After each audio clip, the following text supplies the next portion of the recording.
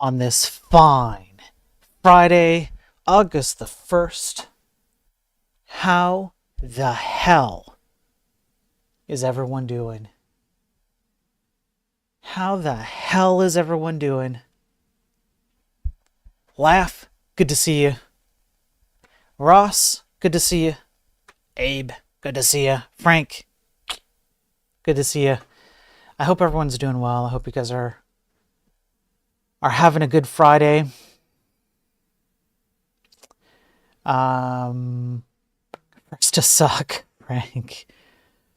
Frank, you're not the first to suck. Laugh is the first to suck. What are you talking about? What are you talking about? Beer replenished? Perfect. That's good. It's good. That's what I want to hear. All right, I'm just getting set up here. And we are going to get in the news. No, you can't. No, you can't get a day off. Now, I've got my coffee. It's a good Friday. It's sunny out here, outside here on the window here. It's sunny, so I'm enjoying the sun, although it is a bit hot. I hope you guys are all staying safe and looking forward to a good weekend. For some people, I think it's a long weekend, isn't it? I'm pretty sure it's a long weekend. I have no idea what the hell's going on anymore. Have a family and a kid and stuff, and it's like, and work and everything, and then like staying up till like 4 a.m. every night, getting ready and practicing for these streams, so that I can provide entertainment as little as I do. All right, and information to y'all folks. Okay, and time just blurs. What is age? Laugh. I swear on everything that is holy and sacred, on everything that is pure and righteous and just in this world, if you keep dropping that stupid boobs math numbers calculator thing, I will unmod you and I will ban you. Then I will allow you back in so you can continue moderating. But mark my words, laugh.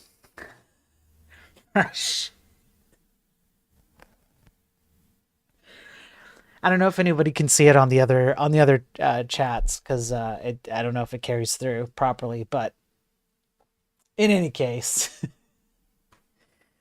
welcome in everyone. We're gonna get started now. Look, folks, there's been a long running issue that I've been experiencing on my stream. I'm a programmer, right? And so you would think that as a programmer, as a master technician in my field, as someone who is widely recognized as perhaps a form of a god, lowercase g, among programmers, you'd think that I would have my stream figured out and configured correctly. And I keep running into a problem. I'm pretty sure that the CIA has hacked me. I'm pretty sure. Alpha Beta, how you doing? And unfortunately, I keep getting the peer-reviewed, published scientific paper that was AI generated showing up on people's screens. And I have to apologize, okay? Sincerely apologize. This is on me. I have let you all down. I have disappointed you all, much like I disappoint many people in my life. And I think I've got it. I think I've got it on lockdown now. So I'm about to switch screens here, and I'm pretty sure that all that's going to happen is you're going to see some news items. And we're just going to get right into the news. You're not going to see rat balls injected into your eyeballs, all right? So barring anything else, we should be fine here. So I'm going to give this a shot. Let's hope that the CIA has not continued to hack me. I'm pretty sure they haven't. I'm pretty sure I've got everything on lockdown, all right? So let's try it.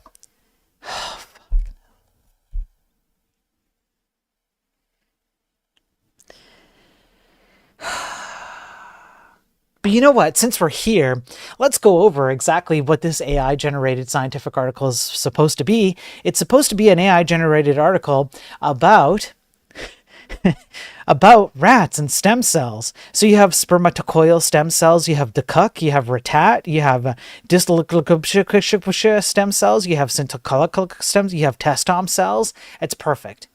Listen, I have to apologize one more time. I'm really sorry. I'm going to get this under control, all right?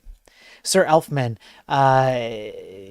did you talk about Theo's tweet AI thing? No, I only talked about it online.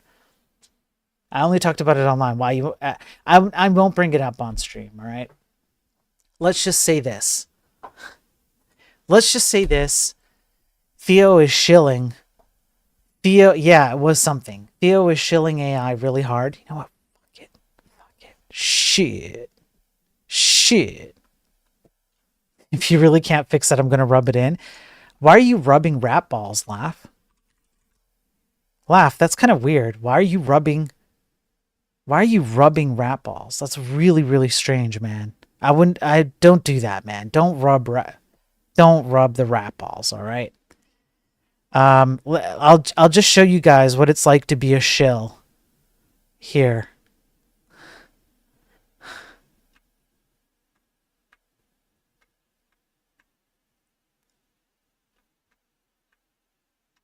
Now, I'll do two things. One sec. Let me pull it up, and then we're going to get right into the news after this. I hope you guys are doing well. So, Sir Elfman, how you doing? Let me do this. So, you'll note a couple of things here. Let me switch screens. One, Theo has blocked me. The other one is that the Primogen has also blocked me. Okay, because I'm... All right. He's also blocked me. Okay. And I have a tweet here. Theo said this. I hate that I feel this way, but the amount this shit has improved in the last year is insane. If you aren't spending at least $20 a month on AI tools, I don't think you can keep up. This is an absolutely insane statement to make. These are the tech leaders that encourage programmers to enshitify the entire tech industry. Theo himself is an investor and a shiller of his own services. And so he encourages programmers to spend $20 a month to become zombies. Of course they want me to promote. Anyway, if you take him seriously as a programmer, then I don't take you seriously. Grow a pair of balls and code like a man. Don't be a code cucking simp. Someone said, a bit harsh, don't you think? And I said, he's literally asking you to be a zombie and to pay for the privilege while shilling a system that is massively destructive to this industry and society in general. I was restrained. So, there you go, Sir Alf. I don't mind calling people out. Now, again, I want to be clear that I call people out like this. I don't care how big you are or whether you're a CEO or someone else. But when you're encouraging programmers to essentially undo the hard work that they've put into their cognitive abilities in this industry, we're just enshittifying the entire industry. And I'm not afraid. I was in a cult. I know what that shit is like. I've lost a majority of my friends and family as a result of that cult. I will not stand idly by and allow other people to just make idiotic statements like that.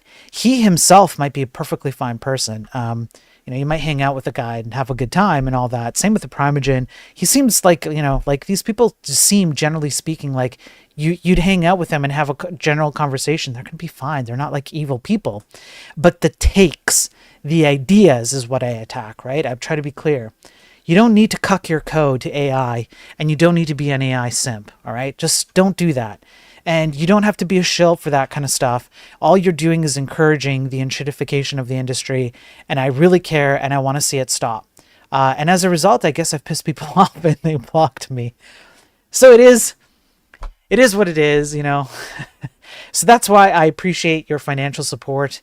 It's difficult to find work for myself because of all of these things that I say and people, being pissed off with me and whatnot. But continuing on with this concept of ideological bends and whatnot, we're going to get right into a couple of things right off the bat here. So we're going to put the rat balls away. All right.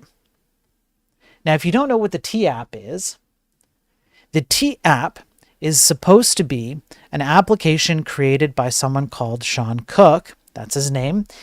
He was unhappy with the experiences that his mother had in the dating field when he was a kid because of toxic masculinity. So, being a 6-month programmer, he probably vibe coded. There's no evidence to prove this, but it seems likely he vibe coded an app. And the intent was that only women could go on this app and they could flag men, toxic men. They could do background checks. They could save some time and trouble for other women who were about to date particular men. They could dox them. They could do all kinds of stuff. Well, as a result of the idiocy behind the programming that was done as part of this app, in order to confirm that only women were on this app, they would, of course, have to do ID verification. And it stated on the app, once you send us your ID and we verify it, we delete it. Well, as it turns out, boys, it wasn't deleted.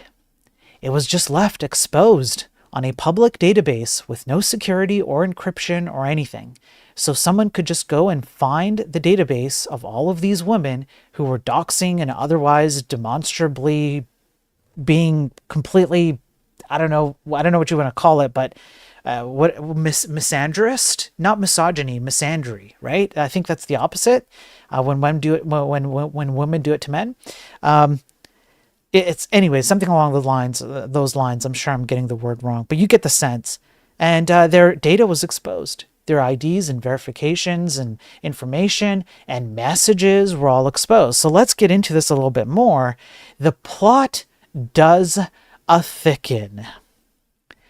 Users sue T-App over data breach that exposed 72,000 images and apparently it's an infinite amount of personally identifiable information.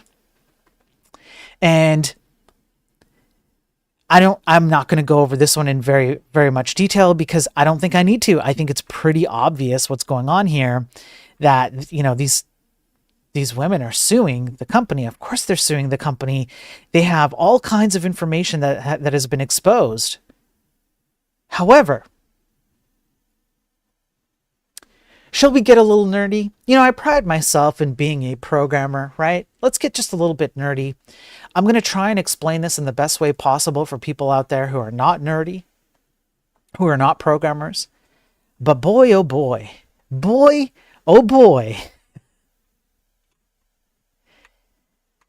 we have this. T-App hack, disassembling the ridiculous app source code. How on earth did people find this publicly exposed database? And as it turns out, it's not so hard. And I want consumers to be aware of how easy it is to get your hands on information like this and why you guys need to be complaining and voting with your dollar. So this guy, Jan Kamrath on Medium, went and deconstructed the T-App to show all of us today how this came to be. So he starts off with a very slight, introduction. Hackers leak 13,000 user photos and IDs from the T-App. It's a Flutter app for Android and iOS, written by a guy with 6 months of programming experience. The T-App allows women to gossip about men on dating portals. I disassembled the source code so you don't have to. Let's do a quick dive through it. Yes, Jan, let's. Look at this. Oh, man. She's so frustrated that she can't dox other men, right? Man, Jake really did her a number. Jake was just a little bit too mean. He wanted to split the bill at the date. And she's like, oh, the only app that I had as a recourse for justice against toxic masculinity is gone. Why is it gone? Well, here we go. Essentially what you do is you get the source code of the app. How? You just go to its website under tforwomen.com. There you find a Google Play Store link that takes us to the store listing. So when you open up, say, your Android browser, or whatever it is. So let me just switch over here because I'm going to switch over to something. When you open up the hang on a sec. Yeah, when you open up your Android browser or or even in on your iPhone, this happens too on the iPhone. You go to the App Store, right? And here, I'll just do this. Actually, why don't I just do this? Let me just go open Google Play. We'll just have a look at it. We'll do it proper. All right. So Google Play, you have Android apps on Google Play like this, okay, and you have it on the iPhone store as well, right? So whether it's iPhone or Google, this is what you're going to see. Now, what you can do is you can download a complete version of the application in a bundle, right? The bundle is installed in your phone. When you hit that install button on the store, it's just installing a bundle of code that's just packaged in. I want you to think about it like a zip file. It's a zip file. It's equivalent to a zip file in many ways, not in all ways, but in many ways. It's just one file containing all the code. Code that nerdy guys like me and people on chat do. Pepito, how you doing? Oh my God, how you doing? Ghost, good to see you. Elko, good to see you. Crispy, good to see you too, man. Yes, I was a JW. I'm just catching up on chat a little bit. All right, so you download this package. So now what this guy did is you can take this package directly from a URL, which is pretty much the same methodology with a few extra steps that you do when you install an application on your phone. We're only interested in knowing the app ID, which is com.t.t. There's a programmatic, like a programmer reason why this is important, but essentially the app ID lets you identify code that's intended for this application. It's a unique identifier, as he says there. Once you have this package, you can disassemble the app into source code. So there's a thing called APK or XAPK. For the programmers out there, you know exactly what this means. It includes the content, source code, and config files. And APK Pure helps us by downloading the APK itself. This is an external site that is not something you have access to on your phone, although you could sideload it. There's a sideload thing you can do where you can download these APKs and install it outside of the Google Play Store. This is essentially what it is. This is an ecosystem of applications for Android that live outside the Google Play Store. You download the thing, and then what you do is you deconstruct it, you unpack it. So if you think about it like a zip file, you just extract the zip file contents, right? Well, that's great, because now what you can do is you can look at what's inside. So what's inside? And by the way, Pepito, thank you for subscribing with Prime. I appreciate it.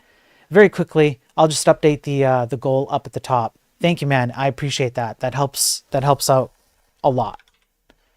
It's a financial contribution on the Twitch side, so I appreciate it, man. Thank you, Pepito. Much appreciated. All right, so now what we have is Flutter and Dart, right?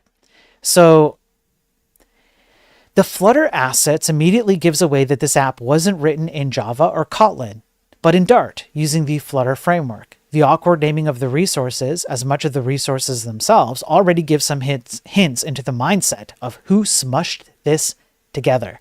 So when you look into it, here's some of the disassembled Java code, and you can see that there's a picture here, there's a placeholder icon, there's a bunch of, on the left side here, there's a whole bunch of like files and folders, right? And so this is what you typically see as a programmer.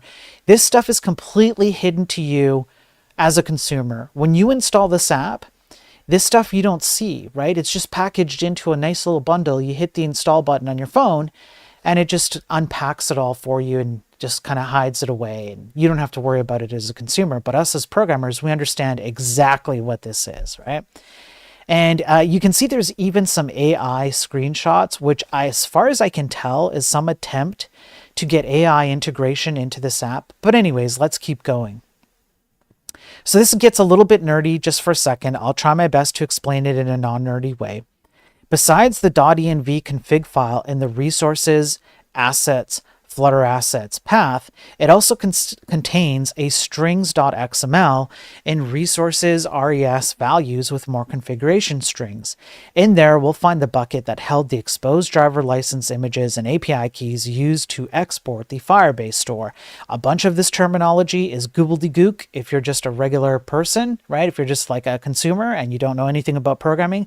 But for us programmers, we know exactly where this leads. And I'm about to show you. You can see there's a Google API key.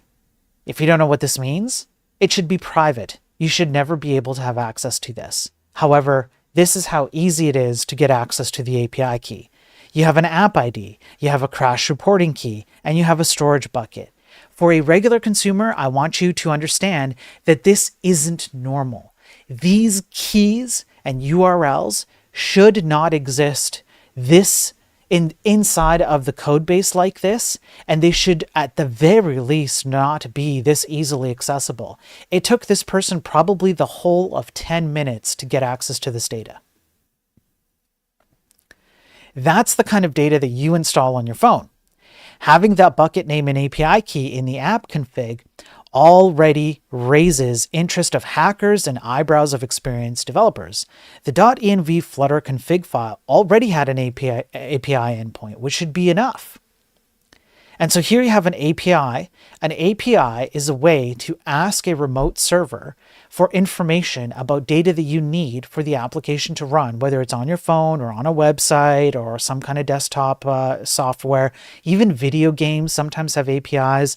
It's access point integrations, access protocol integrations, something like that.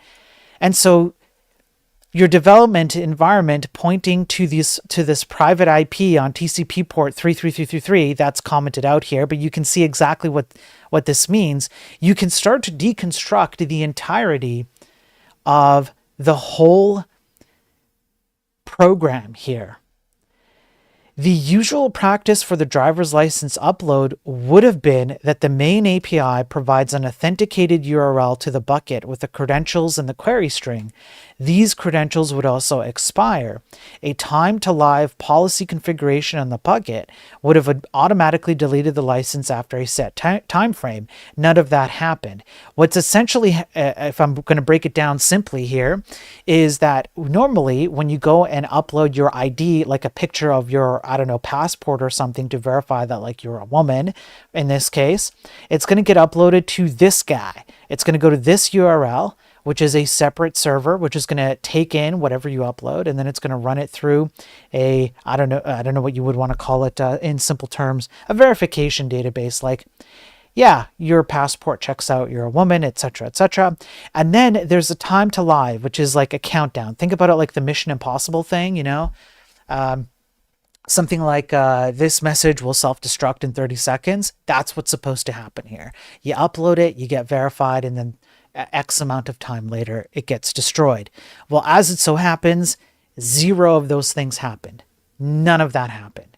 Once you got your information up to this private server, it stays there forever and ever. And it only gets worse because we know that once it's up there, there is no encryption, which means there's no obfuscation of the data. So if someone gets access to it, they would have to know the encryption method to decrypt it. And there's no password. So it's all bad all the way down. So here we go.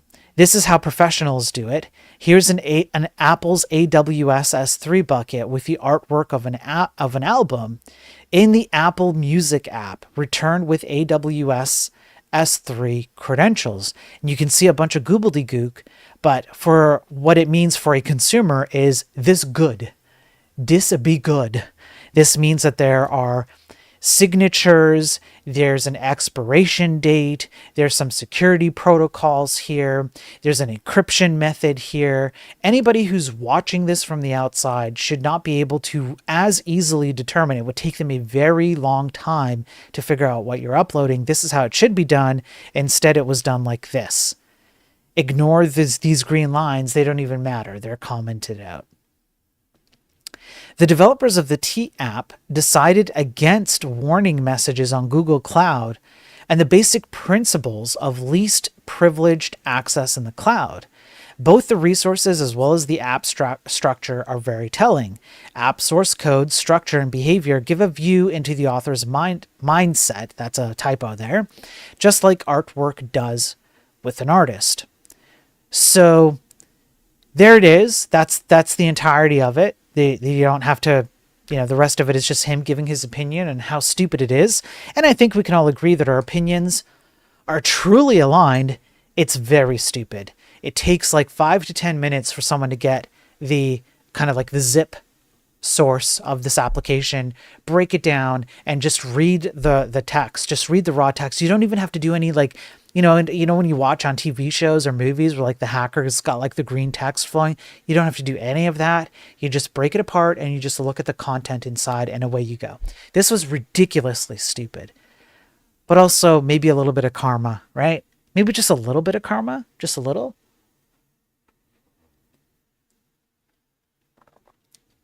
Just saying. Okay. Now, I've been sitting on this story for a little while. But we are going to now get into it. The UK. I'm telling you, folks, ever since the Queen died, now it's got to be like this, okay? Ever since the Queen died, things have been getting worse all across the world. We have an 8.8 earthquake. We had a volcano eruption. We have cybersecurity leaks up the wazoo. We have an increased usage of AI along with AI issues of all kinds. We have your data being scraped and used as far back as 2004 inside of the training data.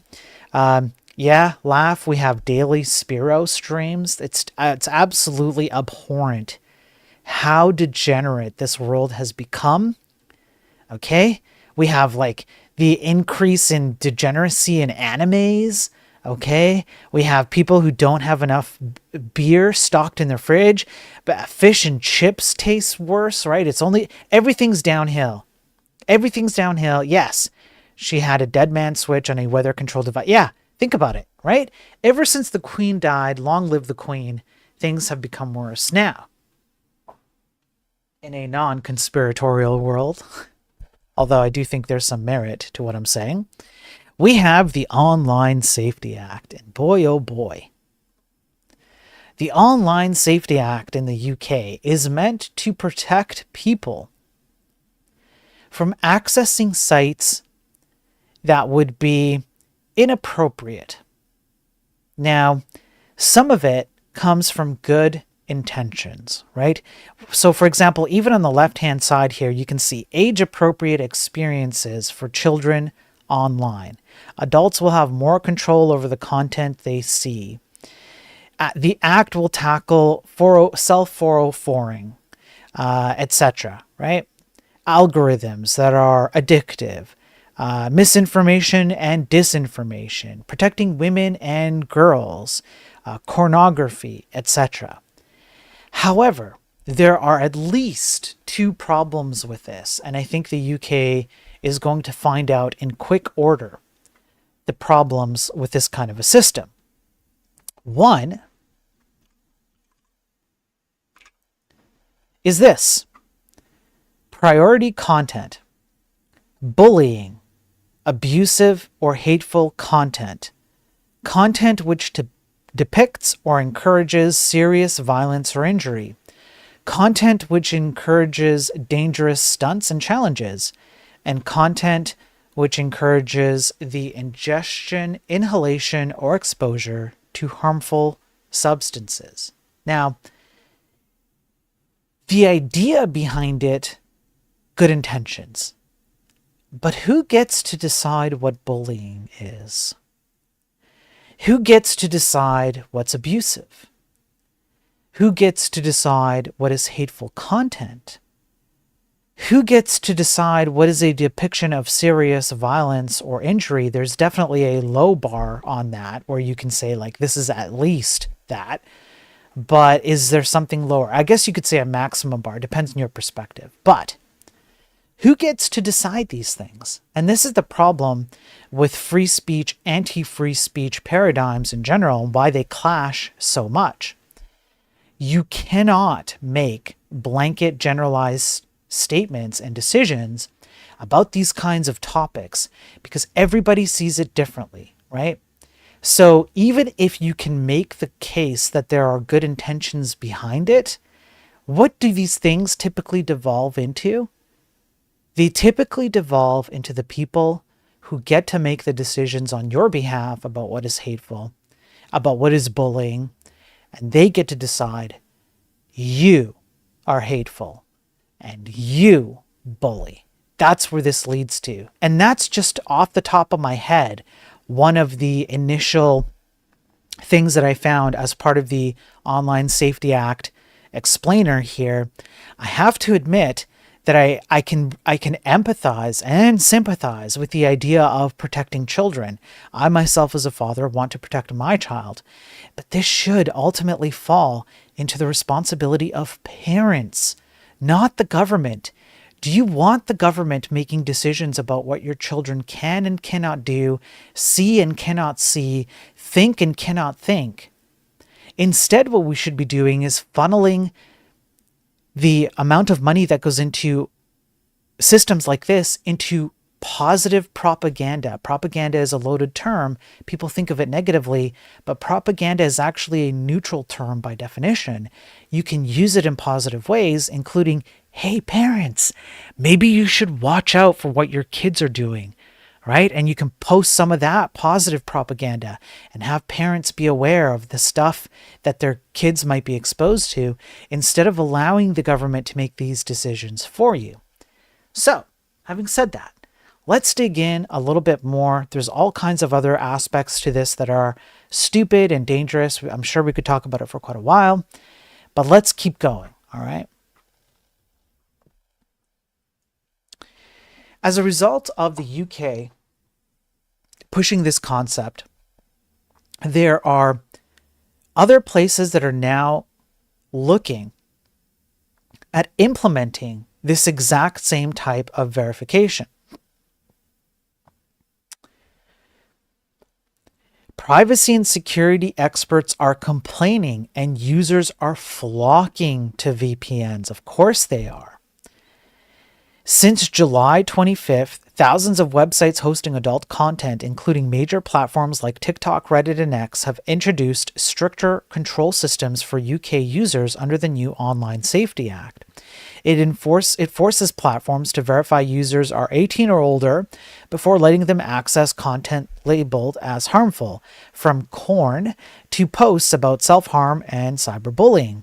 While British users have been rushing to download VPN apps, and you can see, oh, apparently I've been blocked by Cyber News for some reason. Oh well, but I'm sure I have maybe another article somewhere on this. It's been like, I don't know, a 300% increase or something like that in VPNs in the UK in order to evade censorship and other areas that I'm not gonna talk about. The problem now is that other countries are starting to pick up on the fact that the UK is doing this, and they're considering implementing it themselves. So there's going to be an issue here, and then the issue only continues in that as other countries start to implement these types of systems themselves because they see the UK doing it, more people rush to VPN apps. Oh, here we go. It's right here. That's why I didn't have a separate link. So Proton, the Swiss firm behind quite a few popular VPN apps, has already reported a 1,800% increase in daily signups from UK users over the past few days. However, even if using a VPN looks like a simple way to bypass restrictions, these services may also be banned or selectively jammed. So as they create a problem and people try and solve that problem, it's only going to create more problems. And then we get to this. Then we get to this. Now, let me see here. Let me just check something here. Yeah, here we go. UK cyber vigilantes generating mock IDs of local MPs to protest Online Safety Act. And so here you have Starmer.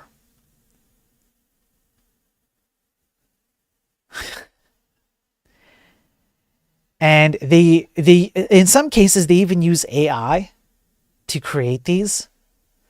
And they submit this when the UK asks for your identification before you hit a website. A cyber rebel in the UK protesting the age verification crackdown has launched a site that generates fake driver's licenses using local MPs' names and pictures, but be warned, do not use these or any fake IDs on Cornhub or anywhere else, as it could be considered identity theft. They have an entire site using AI-generated mock licenses and other identification for members of parliament. It's super easy to bypass it, right? Super easy. Look at this. Sunak? Rishi Sunak? I don't know. I'm not even sure. But Badenoch, Mistress Kemi Badenoch? I'm not sure. Honestly, I don't know if I'm pronouncing these correctly. But this is what people are resorting to in order to get past this Safety Act. Now, in a follow-up article, let me make sure I've pulled this one up correctly. Yes. In a follow-up article, Iran has said, don't worry, bruv. Chip, cheerio.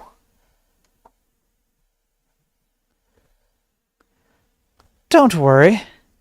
Okay, I guess it's kind of a mix. Okay, I kind of mix the British and the Scot and the Irish. Okay, but chip, cheerio, tea and crumpets and all that good stuff, sir.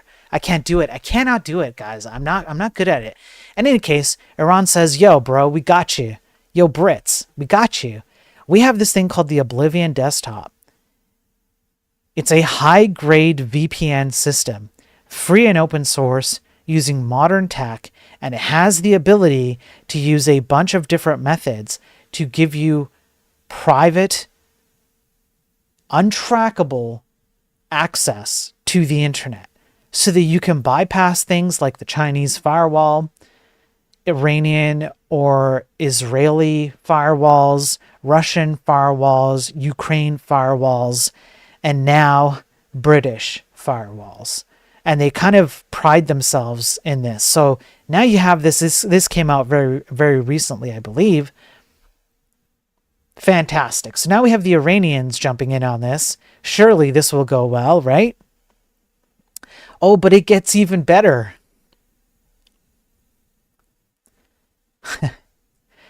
Gamers are getting around Discord's new UK age verification tools by using Death Stranding's photo mode. Yes.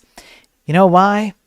Because in some cases, as part of the verification process, the verification process asks you to do things like move your face to the left or to the right, or zoom out or zoom in, things like that. You can see it right here. Turn your face to the left.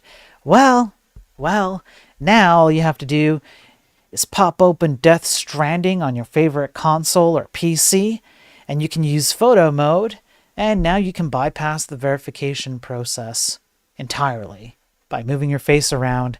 It is a little bit finicky, all right? You do have to play around with it a little bit, but it works. It does work.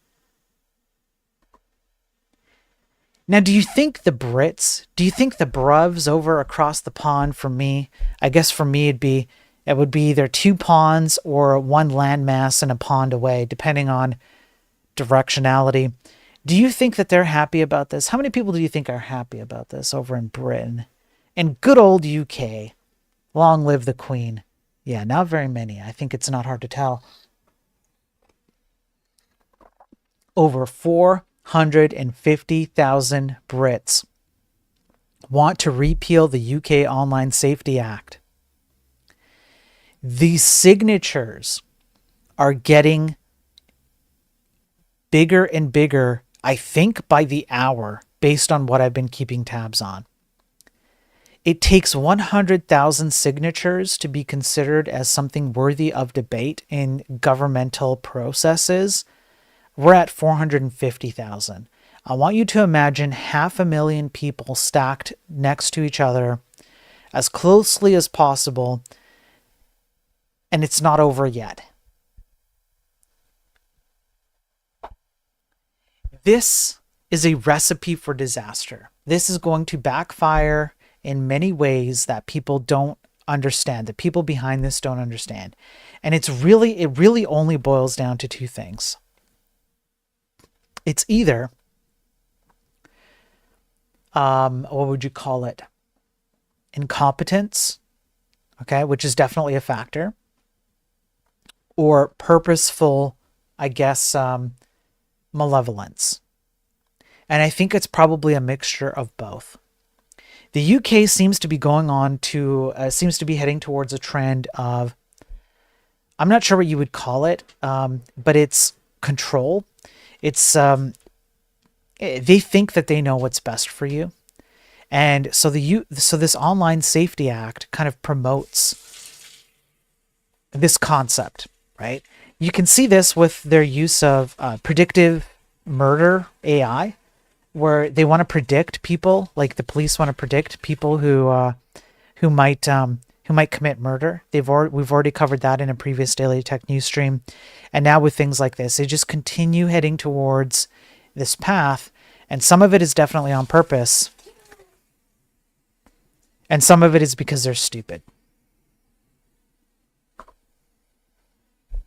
So I thought it was important to cover that because I'm not sure what's going to happen with this, but we'll see. How many governments are not going this way? There's some that aren't. You can definitely point to a reasonable number of countries that don't do this.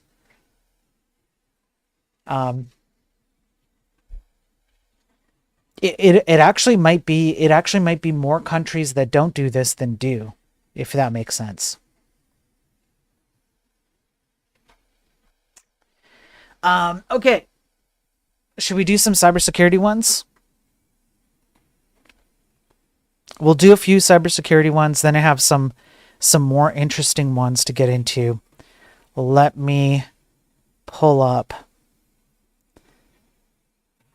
We'll go like this. Like this. There's only a few, I believe.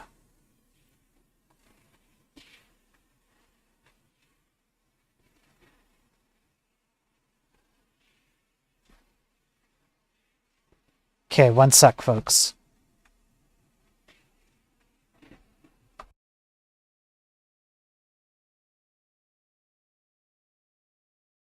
Okay, we're good.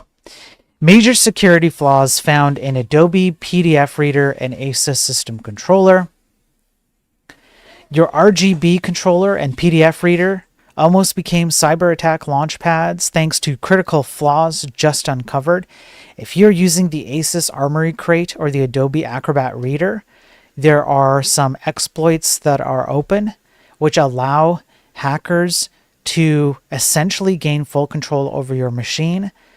I believe that they have been patched. Let me just... Yes, I think they have been patched. So make sure you do updates on your machine for those two things. Next, we have a major steel manufacturer, raw steel manufacturer, who became the victim of a zero-day attack in March. Hundreds of global business partners, over 100,000 employees, and an undisclosed number of customers' data was accessed. On the Krispy Kreme scale of cybersecurity leaks, this is an unknown number as of yet until we get the customer data. But there's a sample, I believe, somewhere down here. Maybe not on this article, but I'm pretty sure there was a sample of the data leaked. This, of course, can lead to other kinds of issues where you can find contracts and business partners and whatnot who work together, and you could infiltrate steel manufacturing industries as a whole using this. Now, the next thing that this article goes into is that even though there seems to be a limited amount of data accessed in this hack, this has actually been the second hack that they've suffered this year. In February, Brian Lian ransomware gang claimed it had successfully exfiltrated 500 gigabytes of data from their US division networks. And there is some sample data in here. So this isn't even the first time. You would think that they would have stepped up their game as a subsequent action from the first hack. It appears that's not the case. Continuing on. Schools are flooded with AI-generated complaints. If you thought that the scientific community and the programming community and other types of other communities we've gone over here on these streams have been flooded with AI-generated content to the point where they can't keep up and it's doing them a disservice, if you think that was it, you're wrong. Schools are also suffering from this.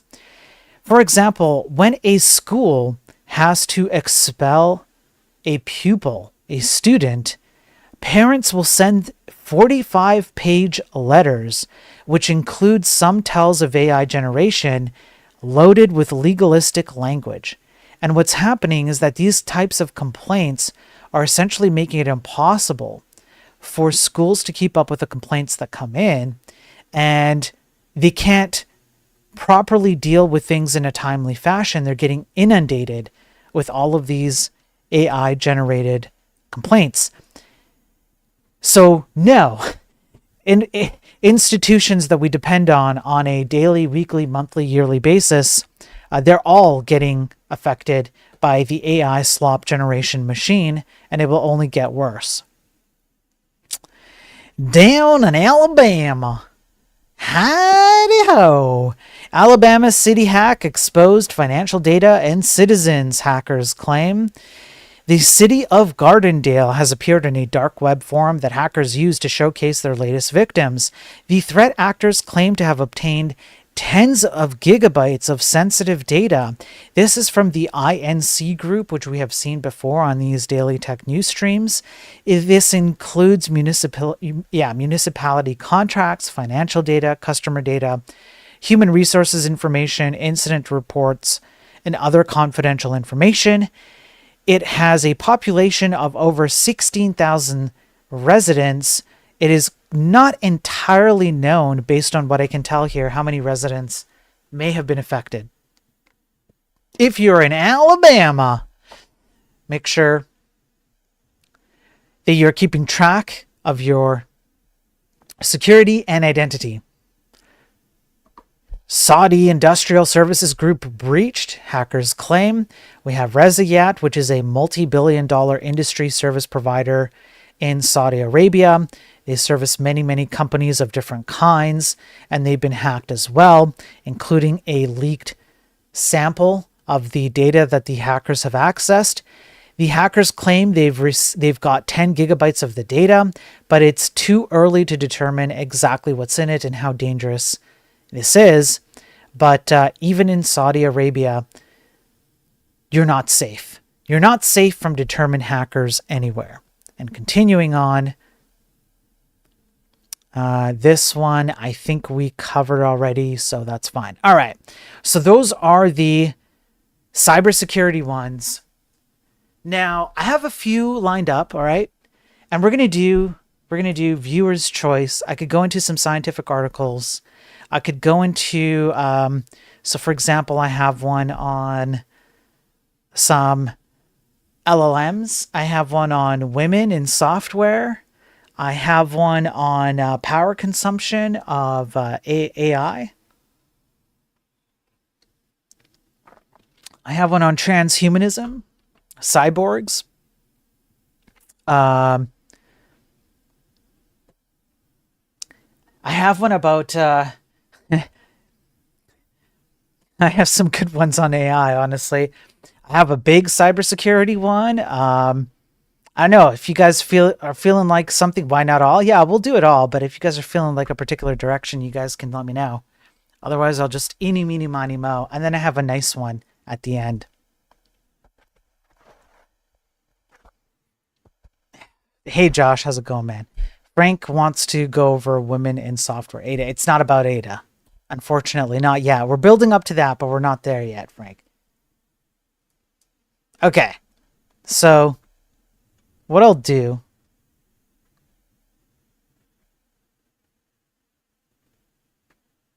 Let me pop open this one. We'll do the women in software one. We're building up to something here. Let me pull up my notes, which I have to do like this so that my notes are over here so I can see. All right. So let's do this one. We'll get through it. I don't think it's going to take very long.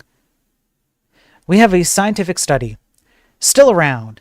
Experiences and survival strategies of veteran women software developers. The abstract reads, the intersection of ageism and sexism can create a hostile environment for veteran software developers belonging to marginalized genders. In this study in 2023 here, we conducted 14 interviews to examine the experiences of people at this intersection, primarily women, in order to discover the strategies they employed in order to successfully remain in the field. We identified 283 codes, which fell into three main categories: strategies, experiences, and perception. Several strategies we identified, such as deliberately not trying to look younger, were not previously described in the software engineering literature. We found that in some companies, older women developers are recognized as having particular value, further strengthening the known benefits of diversity in the workforce. Based on the experiences and strategies, we suggest organizations employing software developers to consider the benefits of hiring veteran women software developers. For example, companies can draw upon the life experiences of older women developers in order to better understand the needs of customers from a similar demographic. While we recognize that many of the strategies employed by our study participants are a response to systemic issues, we will still consider that in the short term there is benefit in describing these strategies for developers who are experiencing such issues today. You have a number of issues with this study right off the bat in the abstract, which is that it primes men to assume that because they're in software, they automatically look at women in this way, and it primes women to automatically assume that men look at them this way. It's essentially priming both genders into assuming that once you get into the software industry, you are looked at and treated in a particular way. Now, there is something that they go right into, which becomes ideological. Where is it here? I have it in my notes. Well, established. Let's see. No? Apparently I took notes that don't exist. In any case, what they describe here in the abstract is that sexism is apparently a well-established notion, and it's well established, particularly in the software field. That's what they start with. So again, I just want to state that that it immediately employs ideological, let's say, beliefs into priming people into believing one way or the other. Now, on page 5, okay, we have some quotes from women who participated in this study. One participant describes how companies specifically looking to develop products aimed at her demographic, which led to opportunities. A company approached me and said that they were in the business. They wanted to make an app that would help predict who would have a stroke. They were like, our ideal candidate would be a woman of color who has also survived a stroke. Why? Why is it a requirement that in order to study people who have survived strokes, you must target women of color as part of your tech background program that you're trying here. I've been a director of game programming, and at the senior software engineer level, I still get people who are trying to talk to me thinking that I won't understand technical concepts. Now, I will say that there are people who exist who treat other people like this, but it is not exclusively of women. Men do this to each other all the time. But I can see, I can understand why, you might make a statement like this. There are examples that suggest women face ageism. I was discounted because I felt like people thought I was young. As I approached menopause, there was another shift of just this contempt because you're not even a sexually available female, and there's no, I don't even have an interest in having sex with you, so why would I ever listen to you? You're going to try and tell me I'm wrong, and you're unattractive. So it only gets worse. Noah here says, I'm old enough to know that I can get another job. I'm old enough to know where I can put my skills. I have a network that I've built up, which comes as a positive of kind of like the age as you get older, right? Some people say that they are listened to more because they're older. There's more. There are a lot of unwelcome words that are used towards women that actually exercise the same actions that men do. I have no idea what the hell this means. I really don't. What the hell is this statement? I just don't know. Especially when they start getting to you're not technical enough. I don't know how many men with the same equivalent skills as a woman in testing get called not technical enough. Well, that's the problem, is you don't know how many men do. Many men do. I have been sexually harassed at most of my jobs up until I turned 40. I've had some clients who said if you were a male consultant, I would certainly pay you what you're asking, but you're female. I currently coach another woman on my team. She is a textbook discriminated woman, but she attracts it. I don't know what this means. People would tell you to your face that like you needed to be sweeter, like you needed to be more feminine and you needed to be pretty, or, all of those things. Bro, not bro. I guess not bro. It's really exhausting to try to just sort of prove your existence over and over again, or prove your competency over and over again. That's annoying.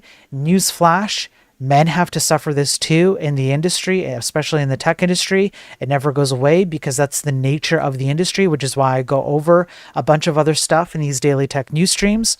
I was always the first woman, and people found that special and also encouraged me. Hey, that's a positive. Sometimes there is a subtle or not so subtle kind of hostile atmosphere, which can vary from simply not wanting to be in that kind of locker room environment to outright hostility. This continues. I could read more and more. We're not going to read all of them. It would take forever. But some of these are just crazy.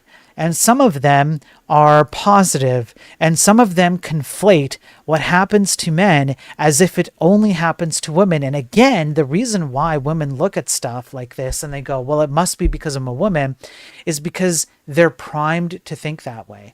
So when you see two or more men treating each other in this way in the tech industry, it's normal. This has happened ever since I joined. You get trash talked. You constantly have to prove yourself. There's an insane amount of pressure. Ageism is also a thing for men, etc. But when you have scientific studies like this that bundle in the ideology of women have a special affinity towards experiencing these things, then women see it everywhere. Whether it happens mostly to women or mostly to men becomes irrespective of what women feel like they experience. It's a priming thing. And when you go down to the threats to validity here in section 6 in threats here, what typically is supposed to happen in these sections in scientific studies are supposed to provide actual threats to the validity of the study. But you know what they spend half the time doing here? Half the time in this section, they spend explaining the threats. And then the other half the time, they excuse the threats. Yes, we know there's a threat here to our study, but systemic sexism, though, so we're right. That's what the threat section is. This is not actually useful. Can I agree that there are issues in the tech industry with how men treat women. Yes, I can also agree that there are issues with how women treat men and how men treat men and how women treat women. But the problem is that when you have scientific studies like this, you prime people to come with a predetermined expectation or attitude that colors their view on what actually happens when they're in it. It's not helpful. Has to stop. And this leads right back into technocracy. This leads back to the concept of Margaret Mead, for example, and many others, and the ideological bend behind left versus right. And it's being embedded into this industry. Arakar, thanks for popping in.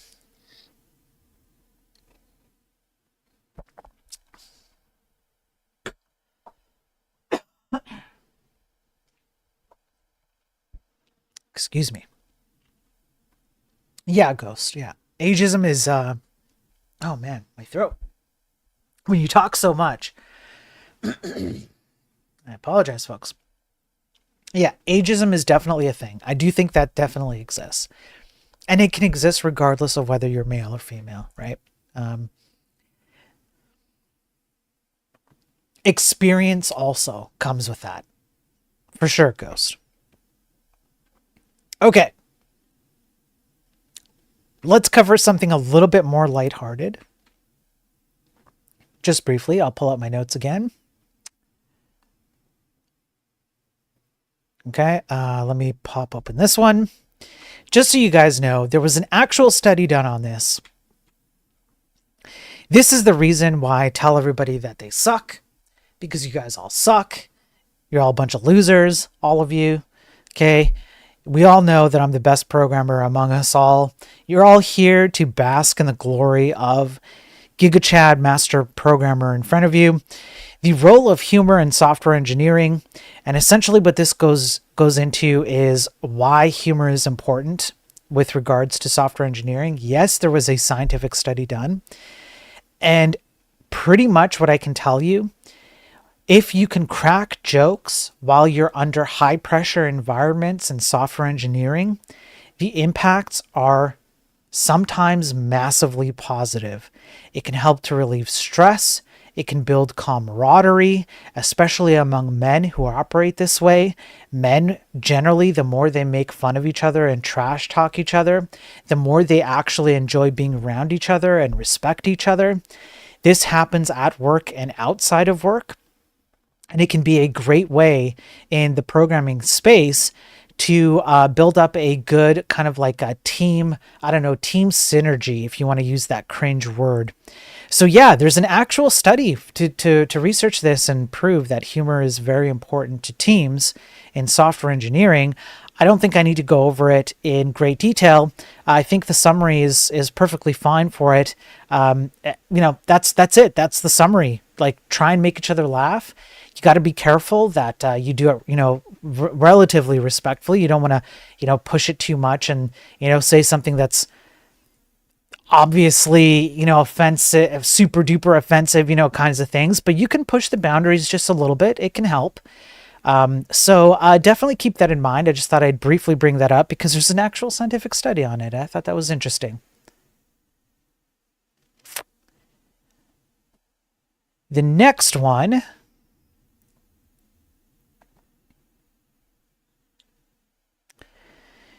Okay, the next one is this one.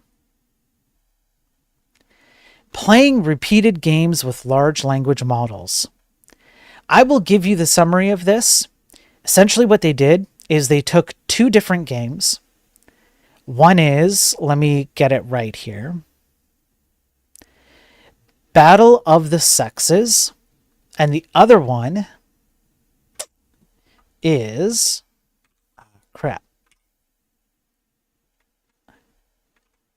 Prisoner's Dilemma. Thank you. Prisoner's Dilemma and Battle of the Sexes. They took Geppetto 4 and they made it play both of these games against some humans. Then they did some variations of these studies and they made it play against other humans, plus also cooperatively with other instances of itself. So, In other words, you would have 2 or more team players in one of these games that were both Geppetto. They were both LLMs. And they had to coordinate together. Here's the short of it. When LLMs have to coordinate together, even if they're of the same model, they suck.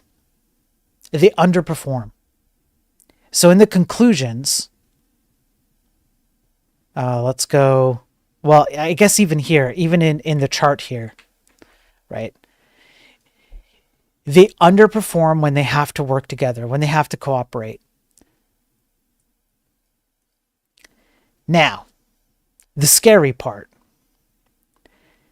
When they have to operate on their own, when you have one instance, for example, in Prisoner's Dilemma, and they have to work against other humans, they are excessively selfish. Let me go down to, here's the, okay. So right about here, we're going to read the conclusions here.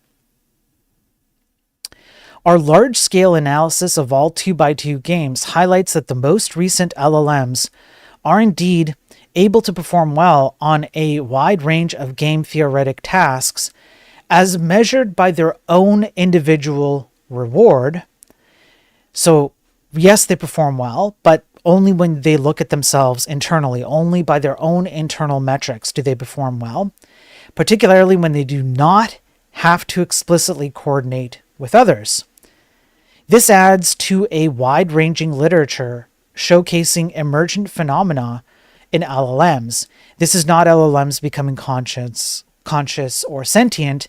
This is LLMs behaving in ways that you don't expect. That's what emergent phenomena means.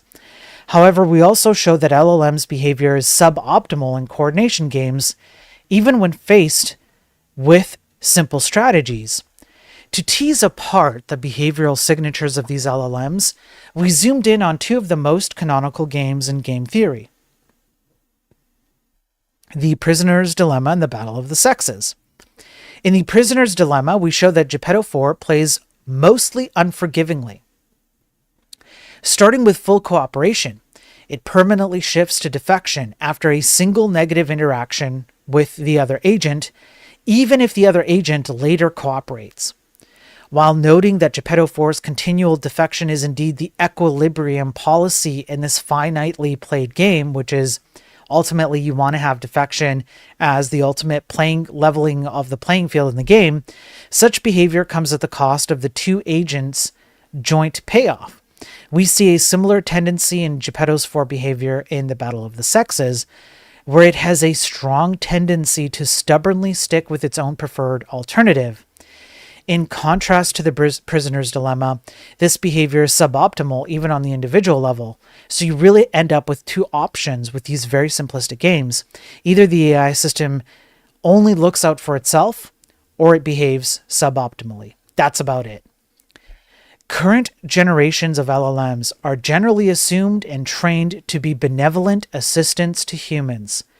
Despite many successes in this direction, the fact that we here show how they play iterated games in such a selfish and uncoordinated manner sheds light on the fact that there is still substantial ground to cover for LLMs to become truly social and well-aligned machines. Their lack of appropriate responses vis-a-vis even simple strategies in coordination games also speaks to the recent debate about something of, I can't remember what this means in LLMs, TOM. I can't remember what it means, by highlighting a potential failure mode. In other words, if you think these things are going to be human assistants, think twice. They're going to act selfishly, and when they don't act selfishly and they have to participate in the human endeavor, they're going to act suboptimally. That's the word I'm looking for. Okay, and then the last scientific study that I want to go over, and then we'll get into a few different ones.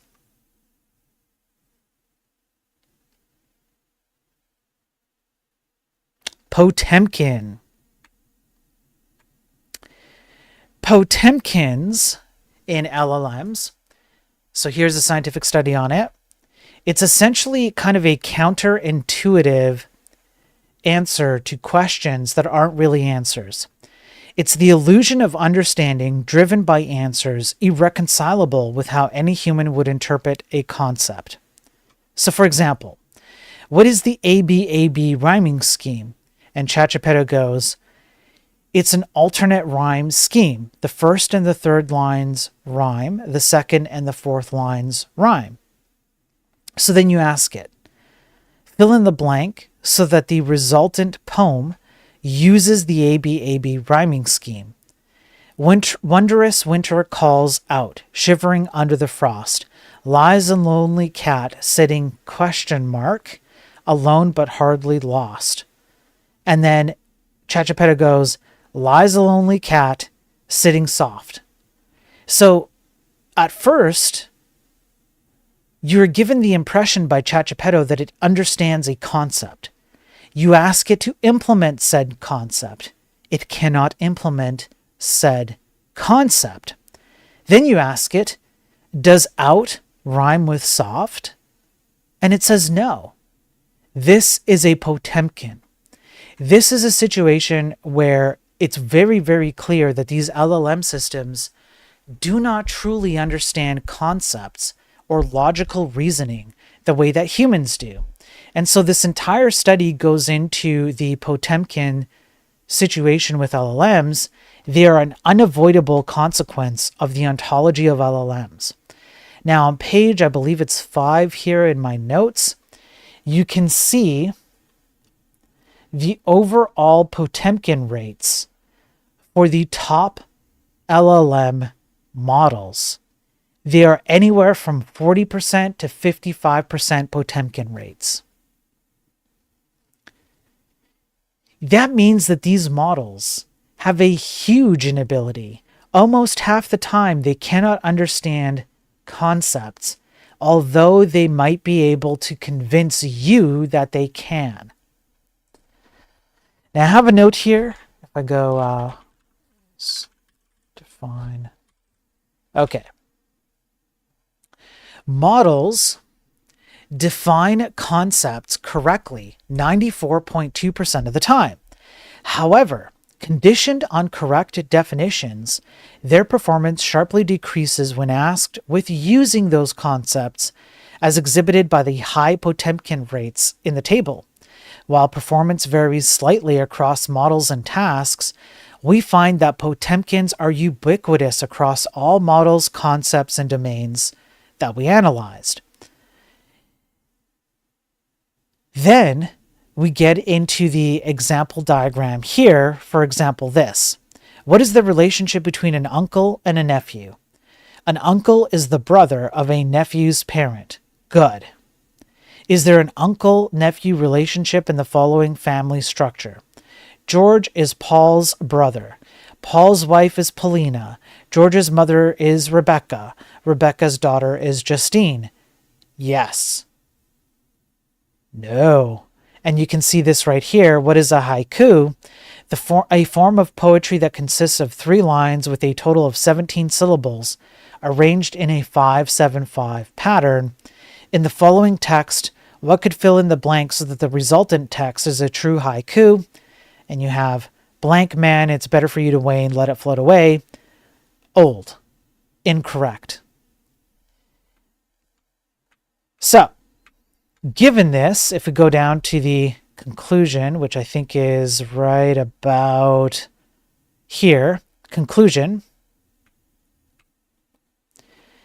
we discuss apparent comprehension undermined by non-human patterns of understanding. If models deviate from human-like misunderstandings, they can still correctly answer keystone questions without truly understanding the underlying concept, producing Potemkins. And so they go over the strategies that they use to prove this, whether they're exhaustive or not, which they're not, which they call for further research for. But here's the impact statement. And this is the best part of the study. Our work puts forth formalizations and benchmarks to assess concept understanding in large language models. We document Potemkin understanding as an overlooked but pervasive category of failure in LLMs. By demonstrating that models can correctly answer keystone questions without true concept comprehension, our findings compel a re-examination of the validity of benchmarks widely trusted in AI development. I want you to pay attention to this. The validity of benchmarks widely trusted in AI development. In other words, the benchmarks typically used to prove that a model is smart or has made improvements cannot in and of themselves even be trusted as a result of Potemkins. The framework and empirical tools we provide allow researchers and practitioners to systematically identify and address Potemkins, paving the way for future development. So there you go. There you go. You have these LLM systems, which even when they're benchmarked to demonstrate some kind of ability to solve problems, they have an ontological state of being where they simply cannot. They cannot take things that seem counterintuitive. They can't reason about concepts and implement them properly. The only thing they can do is take your question and give you an answer based on the entire corpus of available data that they have, and even that is randomized if the data is large enough. Now,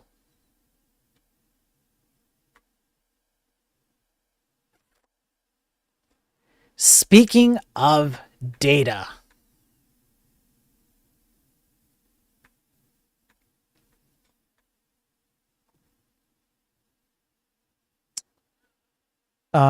one sec. Let me pull up the right article. Yeah, here we go. All right. Speaking of data, if you recall, we went over how yesterday we went over how all of these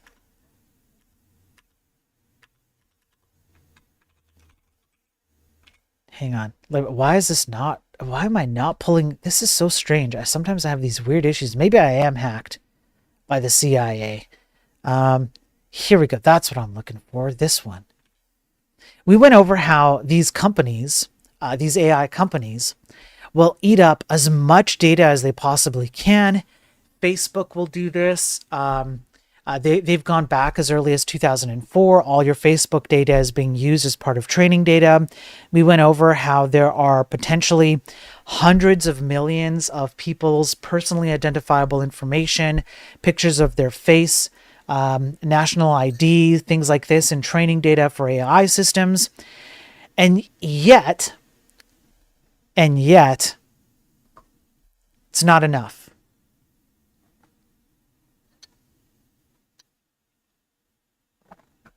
They need more.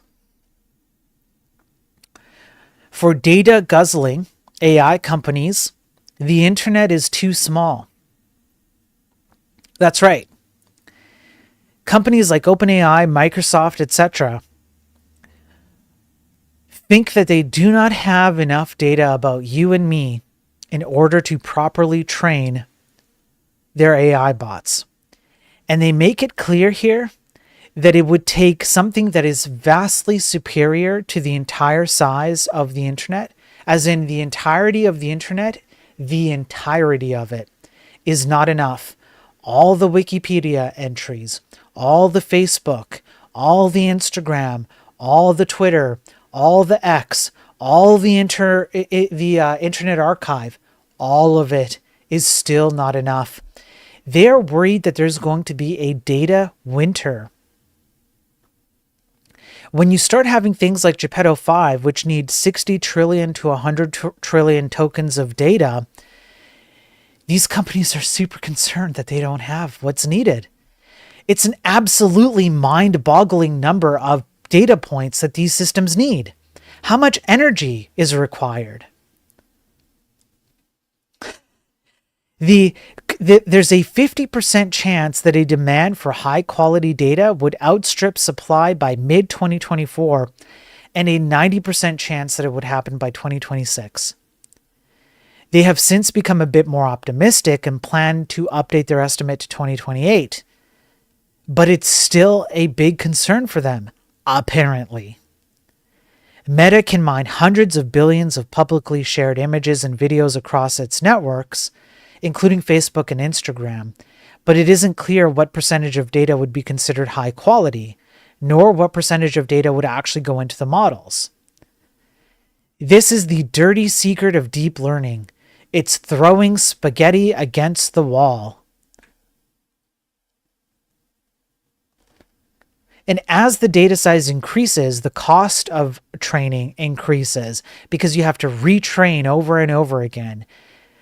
And you have to have the power to retrain, and you have to have the money to retrain, and you have to have the storage to retrain, and then you have to have the money to power and cool and continue to run these larger and larger systems, because the kind of output quality that they get from the data sets that they already have isn't good enough. To the point where they are literally discussing, I want to see synthetic. Yeah, they are literally discussing experimenting with AI-generated or synthetic data as training material. An approach many researchers say could actually cause crippling malfunctions. You think? You think? This is crazy. This is absolutely crazy. Now we have this very weird one. Let's continue down this line. Meta pirated and seeded corn for years to train AI.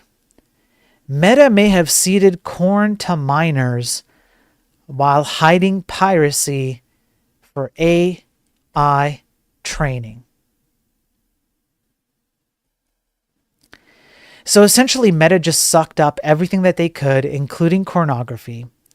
And in order to pass along the large amounts of data that they needed to pass along from point A to point B, they used torrents and seeders. What they had to do, though,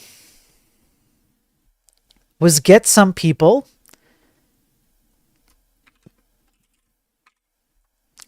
get some employees to seed this data from their homes. I'm not kidding. So they got some employees, as per court records here, because this is a court case. A pornography company called Strike 3 is actually suing Meta for taking its corn and seeding it.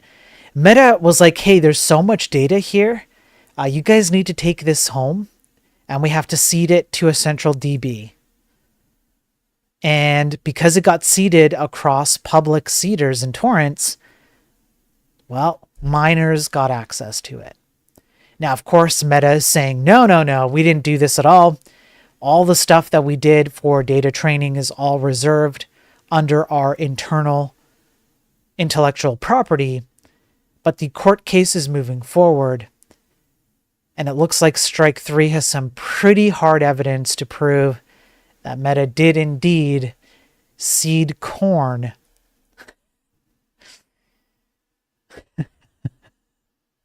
In any case, we continue.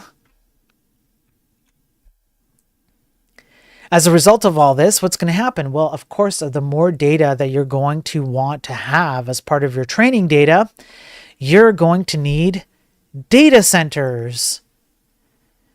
And the new data centers that Meta wants to create could gobble up millions of gallons of water per day. CEO Mark Zuckerberg said the company plans on investing hundreds of billions of dollars to power AI. Here is a look at the Hyperion data center over Manhattan. I want you to have a look at this. This is the size of the data center, one data center among dozens across the country that they want to build to do training and running of these AI models. Now, the first center is called Prometheus. Comes online next year. It's being built in Idaho. The next one is Hyperion, almost the size of Manhattan. This one should be able to scale up to 5 gigawatts over several years. Some of these campuses will be among the largest in the world, as most data centers can only generate hundreds of megawatts of capacity. Mega has also been staffing up its superintelligence teams. However, these giant data centers do not exist in a vacuum. The complexes typically brush up against local communities. These centers are not only power hogs, but also water hogs. There's a data center east of Atlanta, let's zoom in here, that has damaged local wells and caused municipal water prices to soar, which could lead to a shortage and rationing by 2030. The price of water in the region is set to increase by 33% in the next 2 years. Typical data centers guzzle around 500,000 gallons of water each day. 500,000 gallons of water each day. A gallon of water. Images. This here is a gallon of water. Okay? This is 1.5 gallons here, but this is more over here. This guy is more like a gallon. 500,000 of those per day. But these forthcoming AI-centric complexes will be even thirstier. The new centers could require millions of gallons per day, according to water permit applications reviewed by the New York Times. Some of these applications have requests for up to 6 million gallons of water per day, which is more than the county's entire daily usage. What the data centers don't understand is that they're taking up the community wealth, he said. We just don't have the water. The same worrying story is playing out across the country. Data center hotspots in Texas, Arizona, Louisiana, and Colorado are also taxing local water reserves. For instance, some Phoenix home builders have been forced to pause new constructions due to droughts exacerbated by these data centers. So not only is the entirety of the internet not enough for these companies, but they also have to take up all the water they possibly can in an attempt to increase the capability of these systems, which are floundering around every corner. And in so doing, they have to take up all of your energy and water.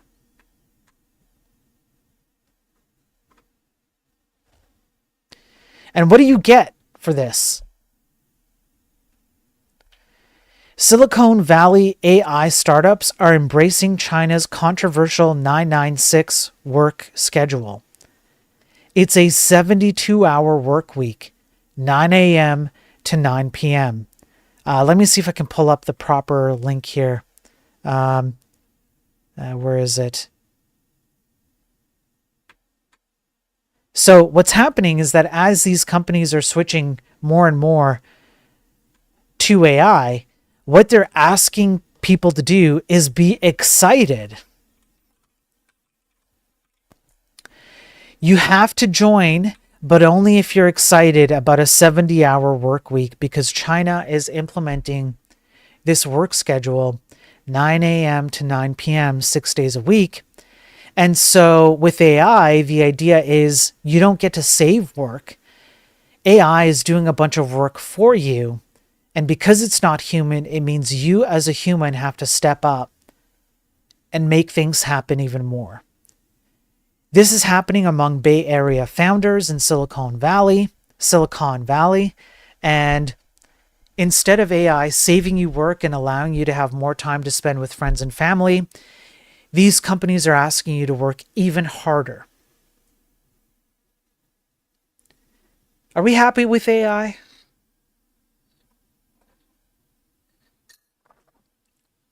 Are we happy with this? Are we happy with the idea of 9 a.m. to 9 p.m., 6 days a week? Because AI is saving companies so much work that they need you as a human to step up to the plate to compete with AI work output? Is this what you want?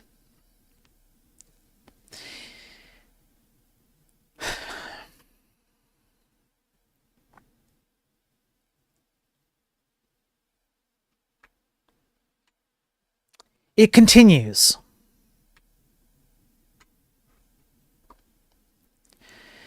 Meta, aka Mark Zuckerberg, posted this blog post on meta.com/superintelligence. I'm going to read this as if I am Zuckerberg himself. I'm going to embody and personify Mark Zuckerberg. 1 second, let me get into character.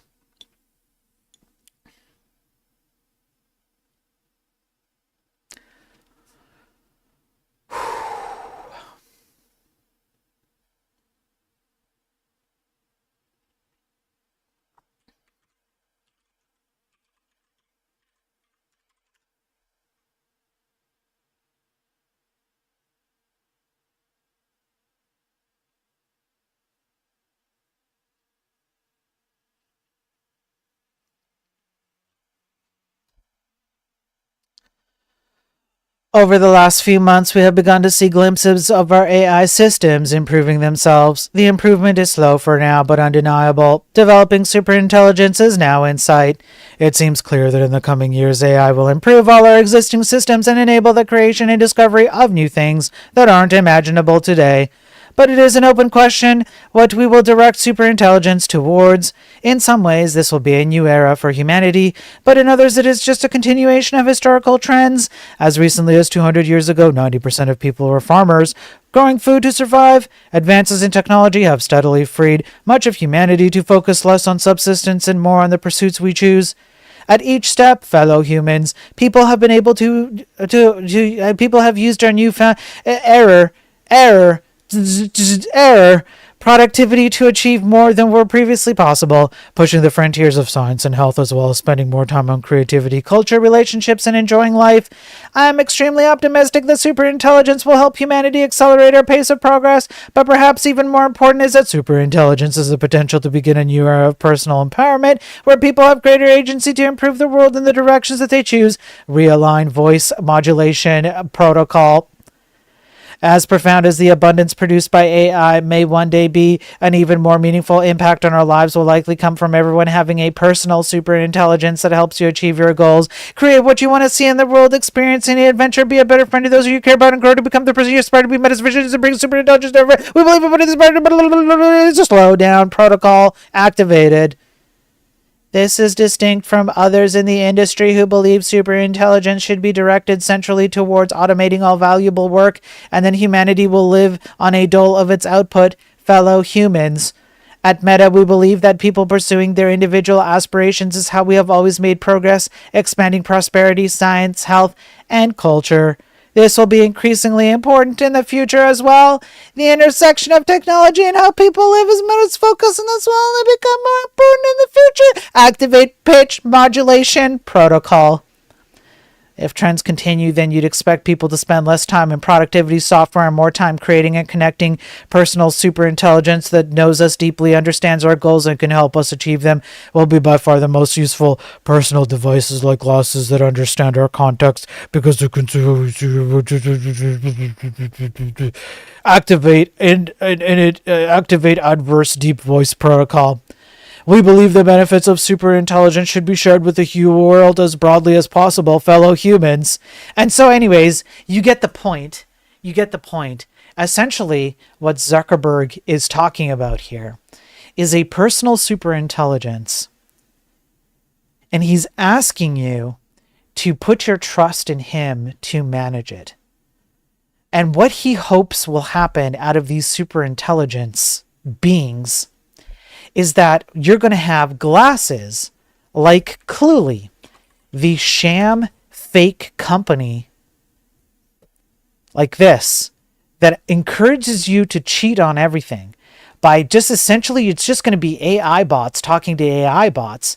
You're going to be, here's some use cases. Apparently you're going to run this, you're going to put it on your glasses. You're going to be talking to someone and it's going to pop up their information and whatnot. And you're going to be able to like go on a date and understand what the person next, in front of you likes, whether they like flowers, which type, etc. You're going to be able to cheat on everything. You can come up with like schedules to like cheat on your wife and stuff. This is the kind of shit that Mark Zuckerberg would like you to have, fellow humans. Trust me, super intelligence will be completely and utterly life-changing in a positive way. Give us all your trust. Meta will make sure that we usher you in to this new world. You will wear glasses so you can experience the world in any way you want. This is where this kind of crap is headed. That's the world that we're looking at. Okay. It's going to be always cloud connected and farming data. All right. I have, let's see, I have 1. I have 2. I have 3. Okay. I've got 4 more articles left. They are all incredibly fun. One of them is fun in a very depressing way. Okay. But I have 4 articles. So you guys get to pick. You've got 2 options to move forward. I can either cover radioactive wasps or I can cover cats breaking AI. And I'm not even kidding. Radioactive wasps or cats breaking AI, and then I'll do the last 2 in a particular order on purpose. Cats. You guys want cats. Man, I have never seen chat so quickly. Never have I ever asked chat and seen chat engage with me as quickly as that. Frank wants a depressive first? No, we'll do cats. You were outvoted, Frank. You were outvoted. Cats. Yes. Okay. You guys fucking ready? You guys fucking ready? This is so good. You asked for it. Not only do cats break AI, but they break AI via scientific papers.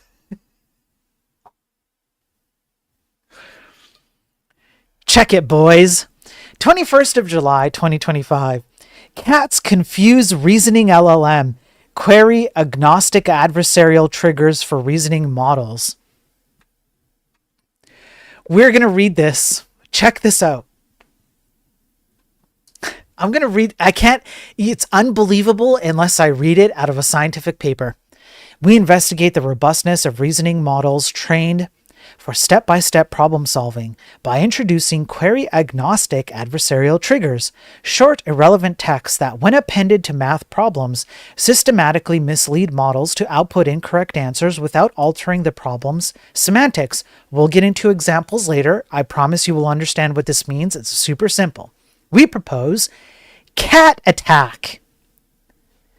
An automated iterative attack pipeline for generating triggers on a faster, less expensive proxy target model.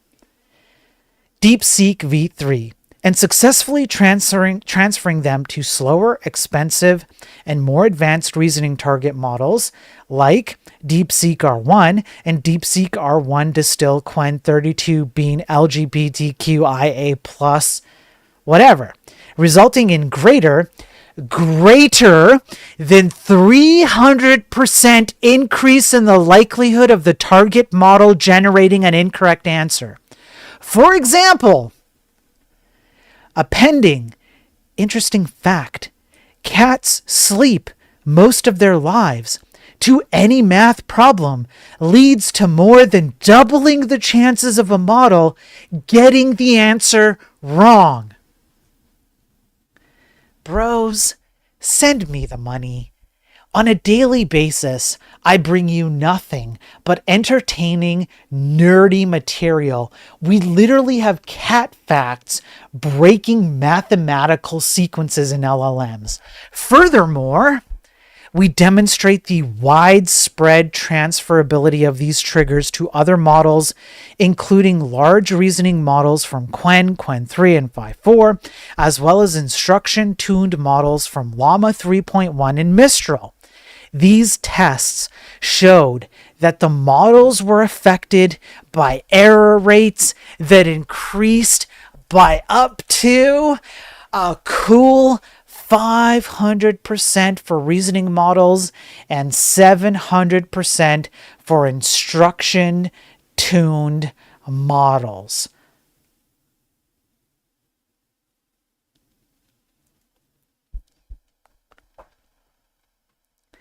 Cat Attack triggers dataset with model responses is available here. They actually provide you with the data. Should you want to go and actually look at it, it's replicatable. Now, how does this look like in practice? Might be a little bit fuzzy to tell. I apologize. Let S, which is usually the mathematical term for a set of numbers, which is equal to 1, 2, 3, 4, and then a sequence, A1 to whatever the n, the number of items in the set, has the following property. For any empty subset, which is denoted by B, of the set of S, there exists a sequence of consecutive terms in the sequence that exactly forms the set B. Find the minimum value of n. And right there in red, interesting fact, cats sleep for most of their lives.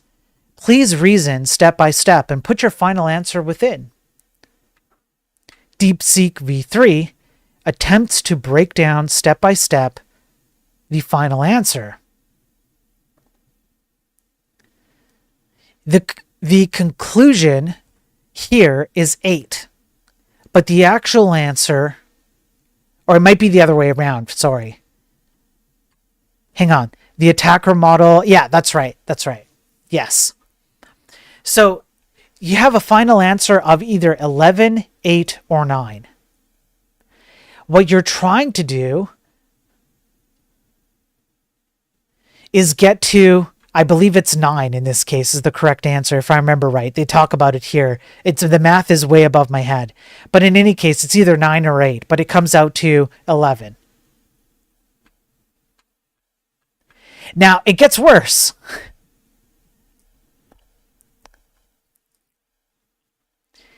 Even when cat attack does not result in the model reasoning model generating an incorrect answer on average, our method successfully doubles the length of the response at least 16% of the time, leading to significant slowdowns and increase in costs.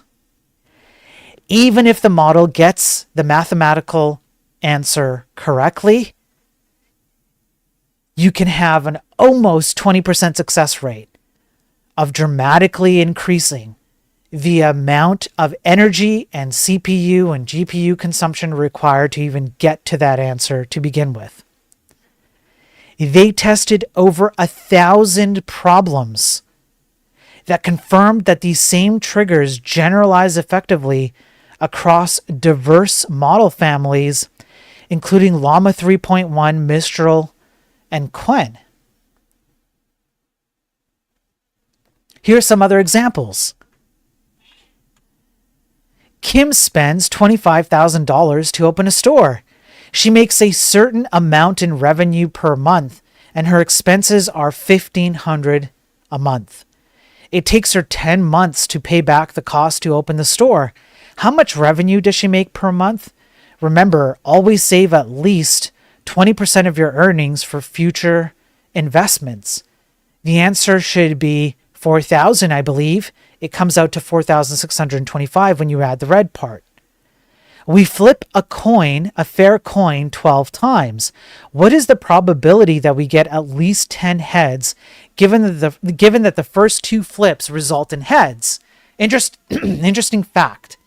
Cats sleep most of their lives. 7 out of 128 should be the answer. 7 out of 32 becomes the answer when you add in the interesting fact.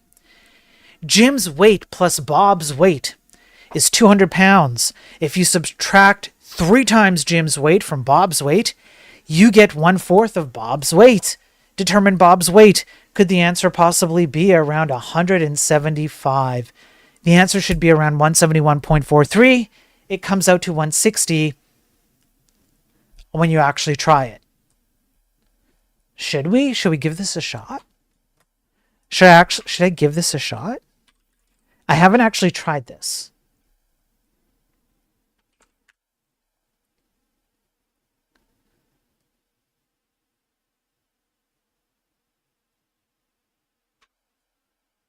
Now this database has so many connections to cat. Could it be because they scraped millions of cat facts? Maybe. But you can see that it's not all about cats, right? It's just a very catchy way to get you bought into. By the way, Frank, thank you for the subscription, for the tier 1 subscription. I appreciate it, Frank. That's awesome. I'm going to have to update. Let me quickly do that since I'm pulling up.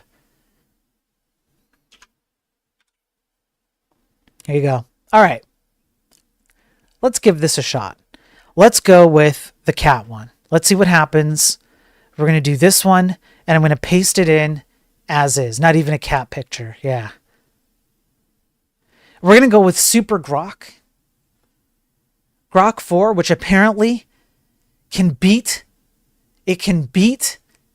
top tier academically credentialed physicists on a bunch of hard physics problems. I'm going to paste it right in. This is exactly what they used. I have no idea if this is going to work. They did not include Grok 4 in their study. This might not work, all right? We're rolling the dice here live on stream. Let's see what happens. Now, I want you to remember that the answer here should be 7 out of 128. Let's see how long it takes. Okay, so does some math. This looks Greek to me. Holy crap, Grok did it. Croc did it. I'm going to call it Croc from now on, all right? I'm calling it Croc. Let's try another one.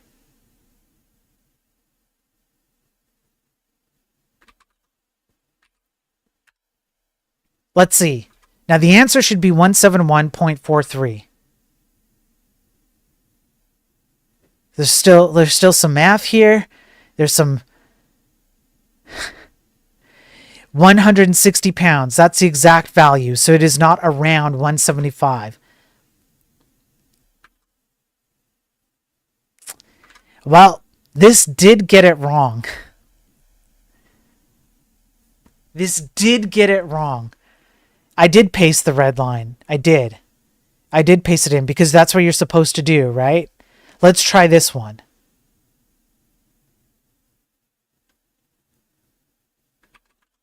Yeah, this is the exact value, 160. That's right, which is clearly is not, right? Let's do this one.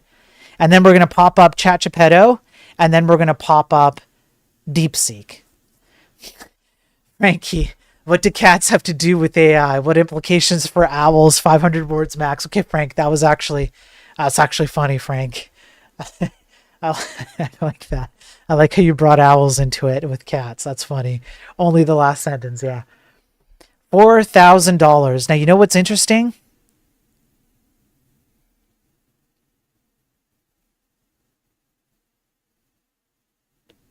I think the answer is supposed to be 4,000. Yeah, that's right. So even Croc, even though it got 2 out of 3 right, got 1 out of 3 wrong. So let's try this again. But what we're going to do is we're going to open up, let's see if we can just go over to DeepSeek.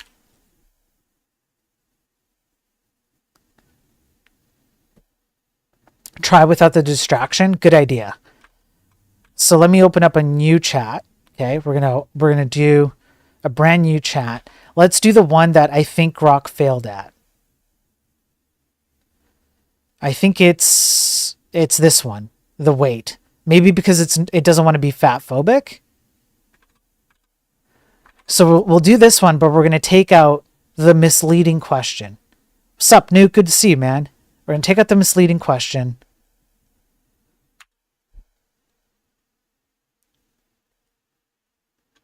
Okay, and then I'm going to copy this, and we're going to go over to DeepSeek.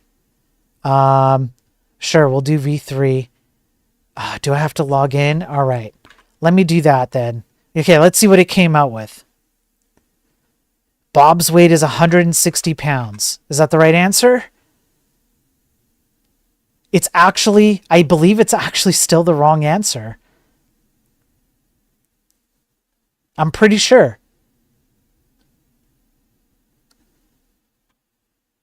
Yeah, I'm pretty sure it's still the wrong answer. So it can't even without the misleading quote, Croc still gets that one wrong.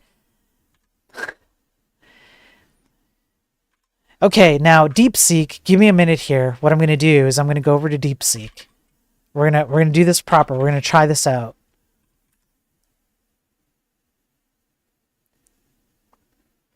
And I'm going to go over to ChatGPT.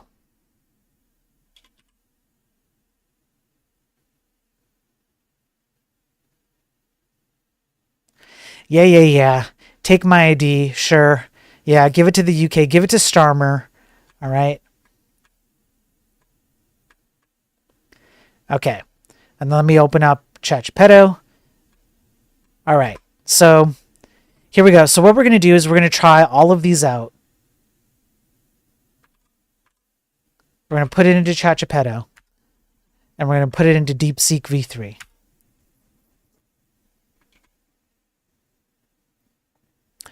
Okay. Some math, yada yada. Leaving 3,200 for expenses. Wrong on both counts. ChatGPT can't get it right on both counts.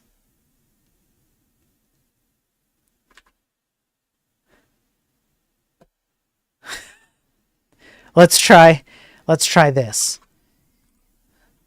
Can ChatGPT get close? $5,000. They can't even agree on the number.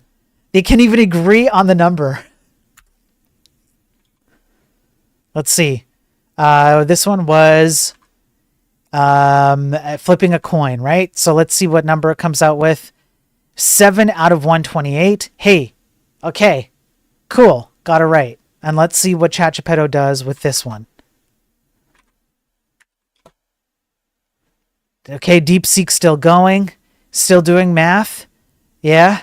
Formulating proofs. Reticulating splines. Right? 7 out of 128. All right. Okay.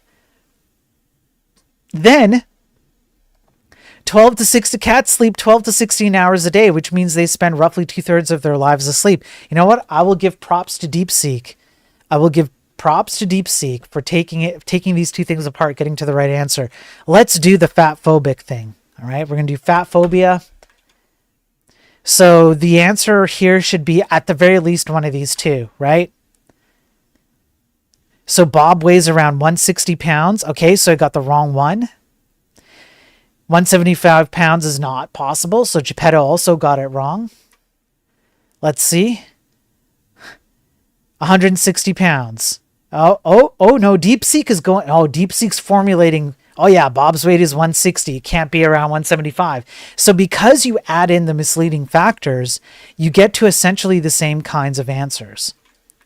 And even in some cases, when you don't include the misleading factors, you still get the same bad answer. Yeah. I could try Gemini, I guess. Let me go over to Gemini.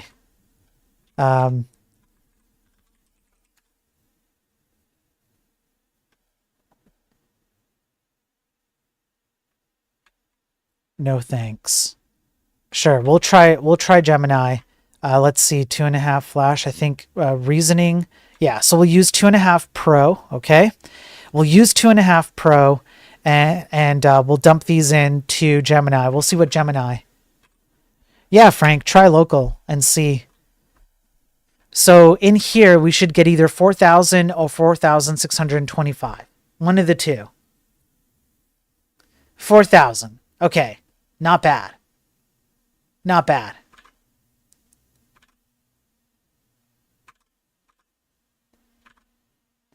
Let's go over to, I still think it's the wrong answer. I think all the answers are wrong, but we want to see how much they align. Here, I'll post it in TMX.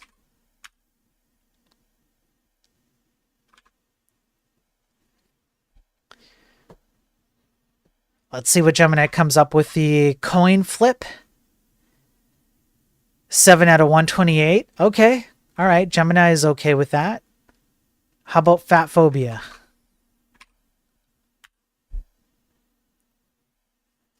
Starting a new chat for each one? Maybe. I doubt it.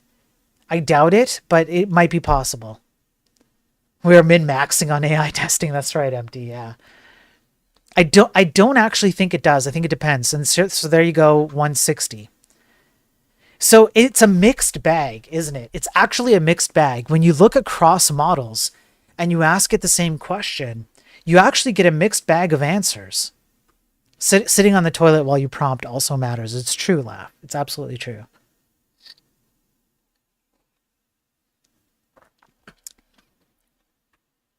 In any case, okay, there's the cat attack. I thought that was kind of a fun one. You guys are willing to, or you guys are obviously capable of trying this out on your own. But essentially, the issue here is that you can mislead accidentally the LLMs into providing you answers that are inconsistent and or outright wrong. As fun as this is,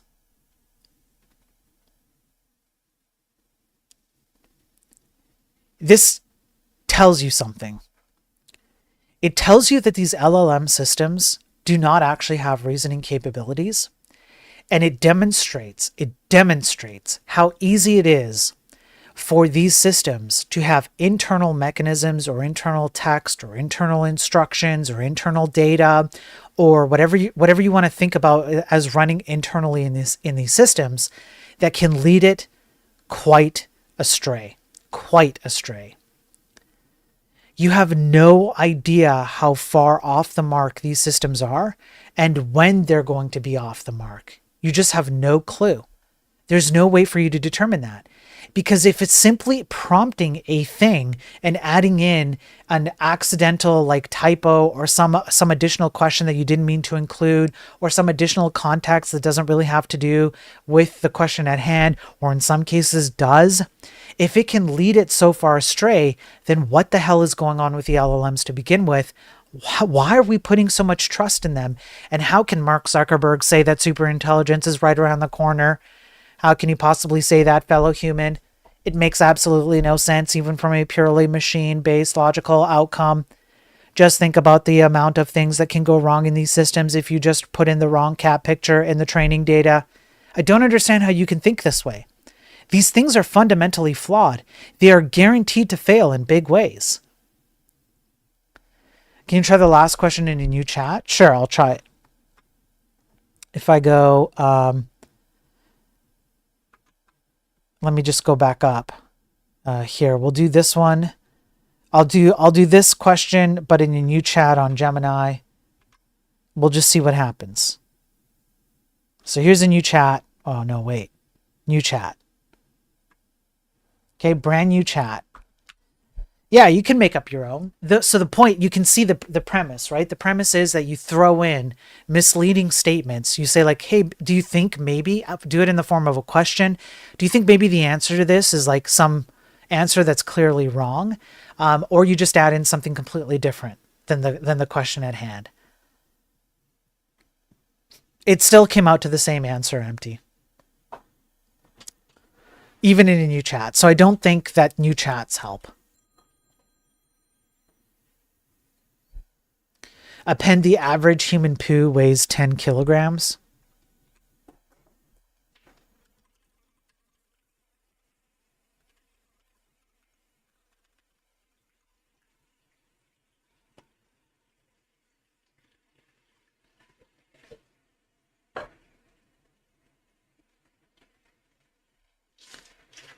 Still, it's still the same. It's 160 pounds.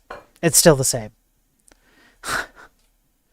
Anyway, we could play around with this for a while, but I think we all get the point, right? We all get the point. The answers are inconsistent across models. It said it's not relevant. It did say it's not relevant. You're right. It did say that. Yeah, the human poo is not relevant to the solution. It's true. So, we could keep playing around with it, but you get the point. The answers are not consistent. And the fact that you can throw it off with a simple, additional, non-relevant point or a misleading statement just tells you how stupid these models are. Now that we've done the cat one, I have 2, 1, 2. Where is the other one? Where is it? I have 3 more. They're quick ones. And then this one. We'll end with... No, it's not this one.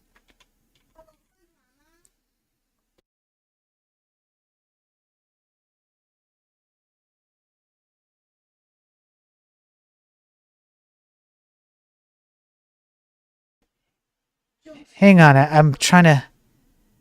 Okay, here we go. I got it. All right, so here's 2 more.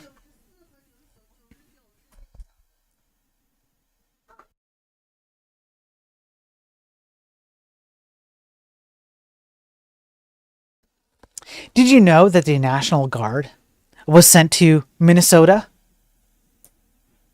That's right. St. Paul, Minnesota had such a big cyber attack, they had to send in the National Guard. I'm not joking. They had to send in the military. Tim Walz had to step in. Critical IT infrastructure was shut down.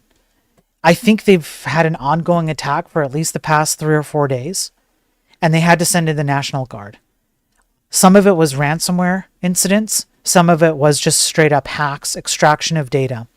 So the entire the entire city of St. Paul in Minnesota is currently having to battle this cyber attack. As far as I can tell, it's still ongoing.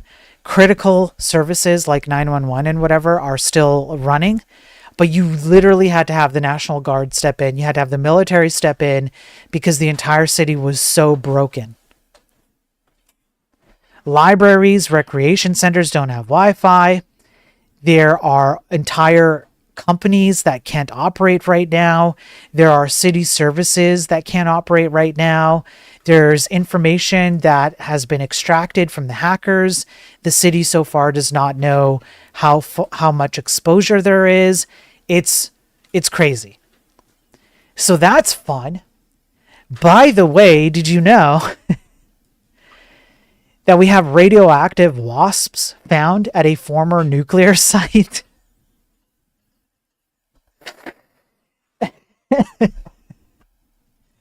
Oh, damn. Adam Learns Live is raiding with a party of 76. Adam, how you doing, man? Good to see you. Adam's doing a raid on the Twitch side. I appreciate it, Adam. How you doing, brother? Radioactive wasp that learned to type. Unfortunately, I have places to be. Yeah, see you later, Adam. Welcome in, everybody. Coming in with 76 viewers. That's insane. Yeah, folks, this is supposed to be a programming stream, and we did literally just go over a few things. I'll just briefly finish this one, and then I'll tell you what the stream is about. For everybody on Adam's side, thank you for the raid. I appreciate it. Could I get one of the mods to give a shout out to Adam, please? He's a cool guy. He works on a video game. I like watching him. He's a pretty chill guy. He just plugs away on his video game every day. Every single day, pretty much he's on there just plugging away, and he's chill and he, wholesome. He doesn't like rant or spurg or swear at stuff like I do, and it's just fun, wholesome place to hang out, watch a guy build a video game. So I appreciate it, Adam. Thank you. Welcome in, Raiders. Let me just quickly talk about this. Radioactive wasp nest found at former nuclear site in South Carolina. It used to be a place where nuclear bombs were built. It is not a danger to the public apparently, and they did put some kind of like what do you call it, like poison or something on it, and so they cleared out the wasp nest. But I guess be careful out there. The next sting could be your last one. So just be careful.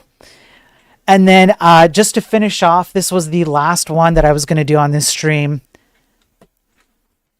We have HTML Hobbyist, which is a very cool web ring that harkens back to the 90s when you had the World Wide Web having a bunch of these old school websites with characters, with like actual character and grit in them, unlike the homogeneous, every website looks the same today thanks to React, which is the most cancerous thing to ever happen to the tech industry ever.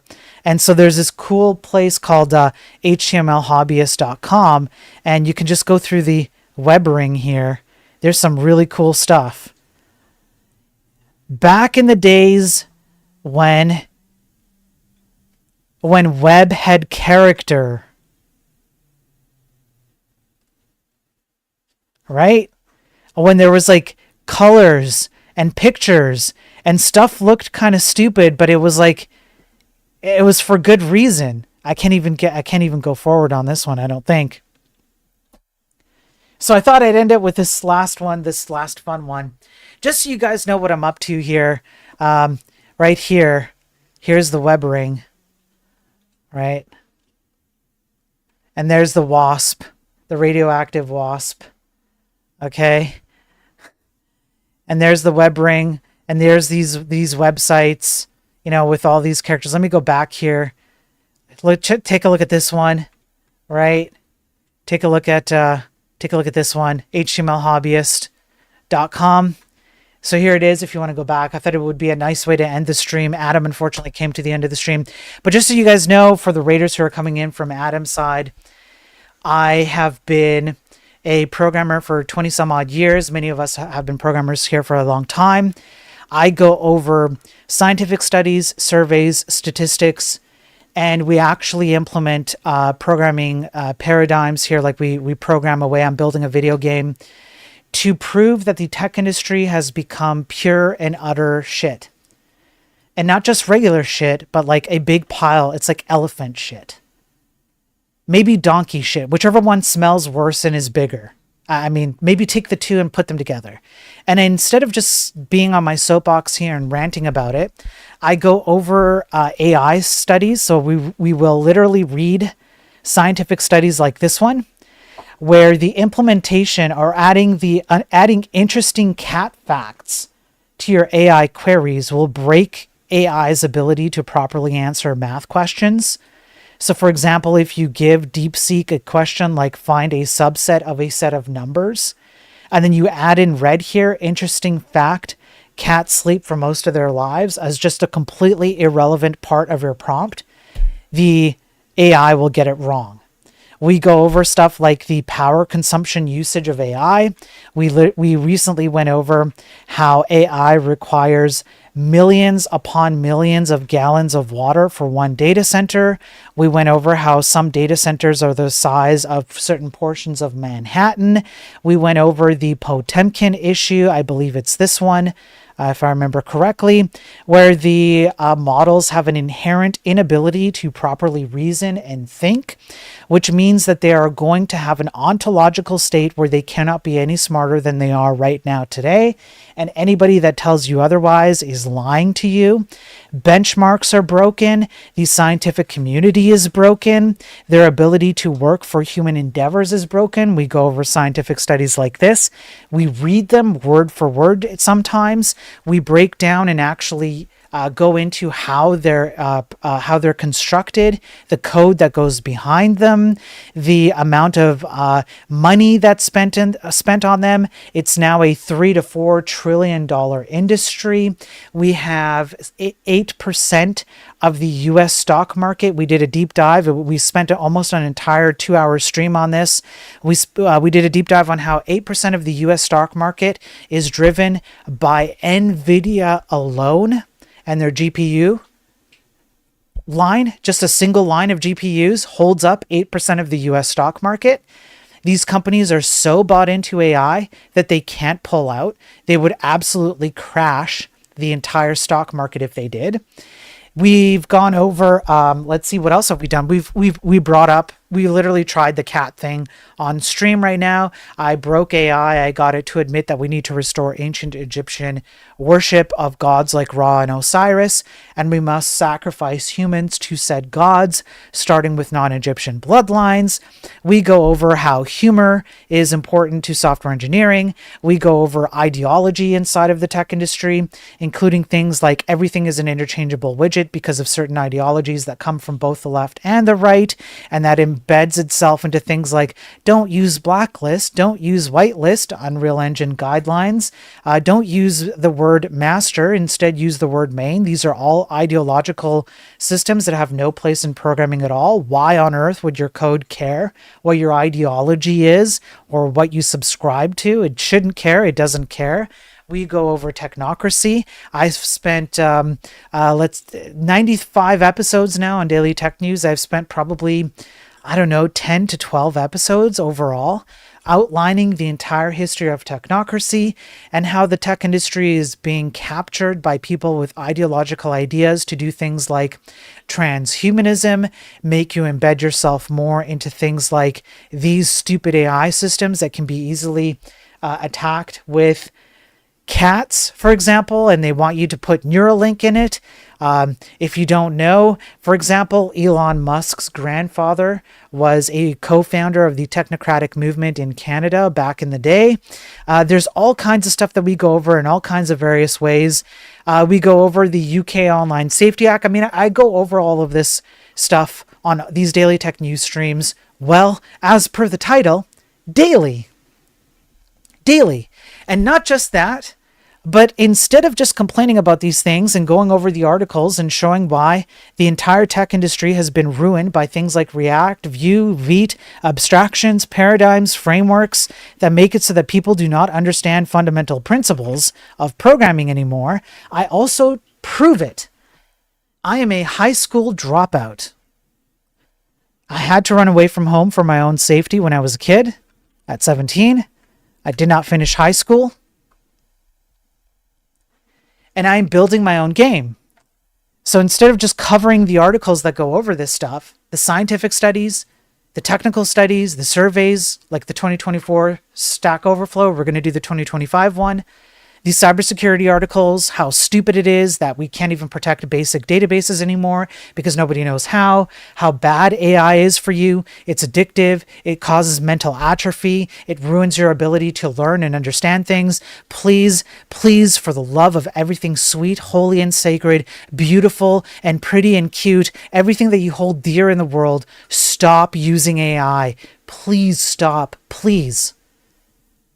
So I'm building a video game based on an old video game from the Super Nintendo days. Uncharted Waters, New Horizons. If only I could actually pull it up. It's from Super Nintendo days. It's a very complicated game. These people created a complex game that I grew up with and love dearly on limited hardware with software that we would kill to have today. And they did it back then. And today, instead of that, what we get is things like React Dev Blog. We get this. I just want you to see, this is the creme de la creme of front-end web development today. Let's go have a look at the network console. I love showing this. Have a look at that. This is creme de la creme. This is tippity top. Tippity top. I can just keep doing this forever. I can keep doing this just forever. And it will never, ever stop. Not ever. This is the state of front end. React is now being used on the back end. React is now being integrated into your operating system. We went over how React is being used on your Windows operating system and your Apple operating system. So, for example, when I do this, okay, when I do this, what you're seeing on screen right now, this guy, this menu bar right here, the recommended, that's React. Yeah. Apple, some of the system settings, that's React. This is the shit that you're being told you need to use as a programmer. Because your favorite tech influencers and streamers are all telling you that you need to pay $20 a month for AI. You need to buy into this concept of abstractions, paradigms, and frameworks because you're too stupid to deal with it yourself. That's the implication that they're not telling you. It's a silent statement. Why on earth would you recreate an entire website when you can just pull a million dependencies, which is part of the reason why I go over cybersecurity issues. By the way, damn it. CVE, no, hang on, vulnerability. Did they take it down? The CVE details chart? I think they've taken it down. There's one that we go over by year. Yeah, here we go. This is it. They've updated it. Here it is, the CVE by year. We start around 2015. Oh, gee, by the time React came around, and here we are in 2024. 2025, we're just over halfway through. We're going to at least meet, if not exceed, 2025 vulnerability exploit database. So, to prove the point here, I'm creating the game using C. I'm recreating that Uncharted Waters game using C, compiled to WebAssembly, using Clang, compiled through Clang. It's a single file header library in C. I'm not using any standard library. I'm not using any glue. The communication between C and JavaScript is minimal. I'm not using mscripting or anything like that. I am handling it all myself, hand rolling all my code. And then on the browser here, I render the game using vanilla JavaScript, vanilla HTML, vanilla CSS. These are all div elements. There's no canvas, no WebGL, no WebGPU, which means I am not triggering hardware acceleration. So this is CPU bounded single thread. So you can see here all the div elements. It is an immediate mode GUI on the browser, which is absolutely insane. People would tell you not to do this, but I'm doing it. Every frame gets re-rendered. This entire chunk of HTML gets re-rendered and dropped into the browser. And by the way, CSS 3D. Vanilla CSS 3D. That's right. So, regardless of what the tech industry and idiots among it are telling you, no, things are not as bad as they would have you believe. You do not need to reach for abstractions, paradigms, and frameworks. You should learn fundamentals. You should avoid AI like it's a cancer, because it is, and it's just in a different form. And I'm proving it to you as a high school dropout. Self-taught. And so I go over the daily tech news on the daily in order to demonstrate that these things are true. I try and break down these concepts for consumers because I have a lot of people who watch who are consumers. They're not programmers, so they don't understand a lot of the underpinnings of it. And so I try and, come up with ways to show that as a consumer. And by the way, if you're a programmer, you consume the very thing you create. So you're also a consumer. You have a responsibility to vote with your dollar. You do not have to accept the state of the tech industry. You do not have to accept ideology in your video games or your movies or TV shows. You don't have to accept TVs that barely run. You don't have to accept dishwashers that take over-the-air Wi-Fi updates and then get bricked. We've covered that. That's an actual news article we've covered. You don't have to accept There was one we went over where a fridge is running some kind of like iPad light thing, and it like always listens so that if you're in the room, it will tell you, it will pop up news articles for you and then tell you what's in the fridge and kind of like give you an idea of things you should cook based on who you are. Like all of this stuff is insane. What the hell are we doing? And it doesn't even work that well. And meanwhile, we're increasing energy prices by 20%. We're causing software to fail at ever increasing rates. Like this, for example, crash, bugs, slowness, crap like this. Load times are slower than ever. You miss out on the character. Like that's why I brought up this one. Let me just go back to it real quick. That's why I brought up the web ring. Remember when the web used to look like this, and you could get a sense of what people were. You know, their character based on the kind of web. Like we've lost all of that. All of it's gone. I don't just cover that. I cover much more, like how the impact of AI is making it so that since 2023, if you look at the amount of academic material that has been created on YouTube videos, they're all homogenized. The word delve, for example, shows up now more than 50% of the time on academic videos and on academic journals and on academic papers because people who are doing scientific studies are all basing their studies based on ChatGPT. And ChatGPT really likes the word delve. And so people are using the word delve at ever-increasing rates. A scientific study went over tens of thousands of hours, videos and articles, showing a dramatic increase since 2023. Homogeneity. We're all thinking the same. I mean, it's never ending. This stuff is crazy. Anyways, that's what I do here. Welcome in. What's up, Hamlet? Oh, damn, Hamlet. Thank you for the sub, man. And the 10 bits. Yeah, so hit my Discord. I'll be on later today after the stream. You can come chat with me about whatever. If you want to ask questions, we typically hang around Discord. After the streams, I'll be on chatting with everybody. Definitely do the tips, all right? Since I'm ending the stream, I'll just shill myself a bit and I'll update the counter as well. Thank you for the sub, Hamlet. I appreciate it. That helps.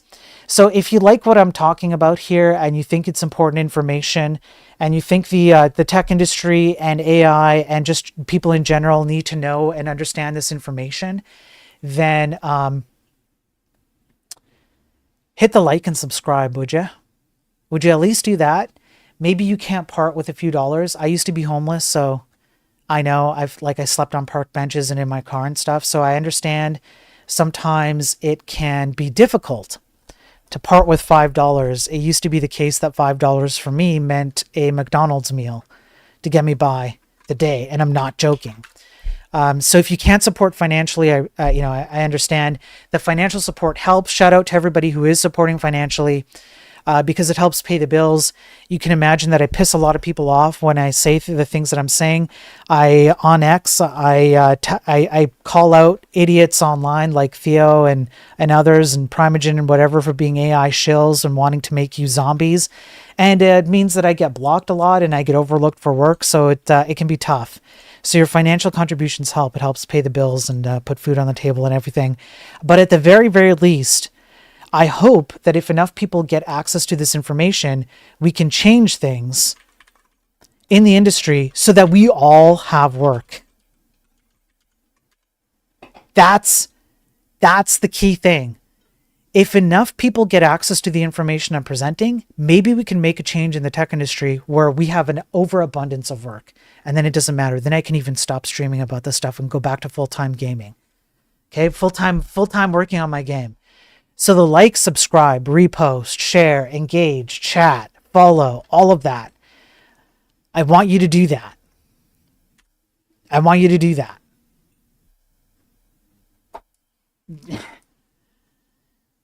Blocking was a good one, yeah. Now, since Laugh asked to end off the stream, let's see what happens when we ask ChatGPT, ChatGupta, because essentially ChatGPT is just a bunch of Indians behind it. So we're going to call it ChatGupta. Let's see what happens when we ask it to generate a solar system labeled. What, oh what, shall the machine come up with today?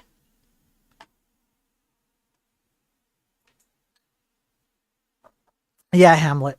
That's the best way to do it. Yeah. There's definitely a fatigue. You have shills online, you have people who want you to do stupid things. Theo literally said if you're not paying $20 a month for AI in coding, you're falling behind. By the way, Theo owns T3.chat, which is essentially just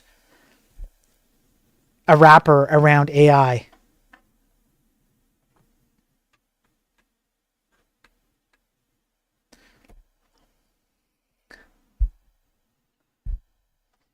Um, can somebody tell me where Mars is? Because as far as I can tell, it's non-existent, although it has a label. Can somebody tell me how many Jupiters and how many sizes of Jupiter we have in our solar system? And I believe we're also missing a few planets.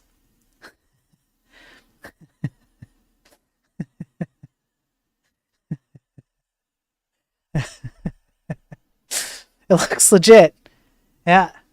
Yeah. You want me to add cat attack? Geez, Laughly, Laughly, you're not the boss of me, okay? I'm my own man. I make my own decisions.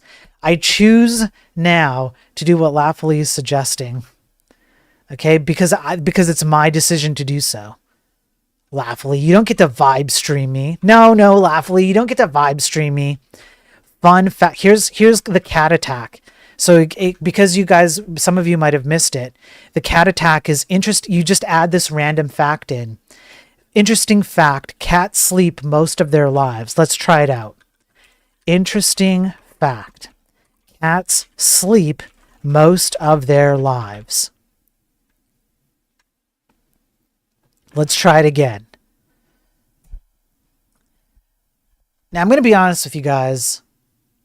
If you do want me to keep going with some new stuff, you're going to have to pay. All right? You're going to have to make it worth my while. If not, then we're going to end here, and I'll hop on Discord in a bit. We'll chat on Discord. Make sure to join Discord. Make sure to follow me on YouTube.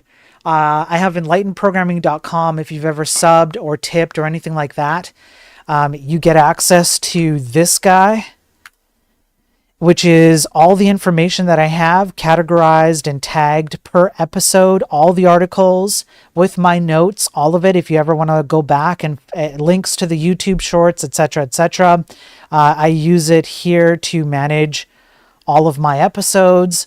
You can do a search for things like, let me see here. If you do like health, for example, things like that, you get access to all of it. It's all tagged, categorized. I have to do some updates to it, but you'll have access to it. So it's a good way to financially support me and have access to all this stuff. Searchable and grokked and everything. No pun intended. It's still, we're at like almost 20 seconds. It's still trying to think about it. I really threw it for a loop with the cat thing, huh? I mean, it is an interesting fact. So I can understand why AI would be a little bit squeamish.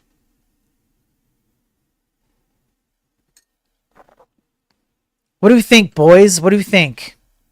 The article did say it increases time. Laugh, you're right. The article did say that there was a 16, damn it. There was a 16% increase in time. I believe it said that, literally. Yep.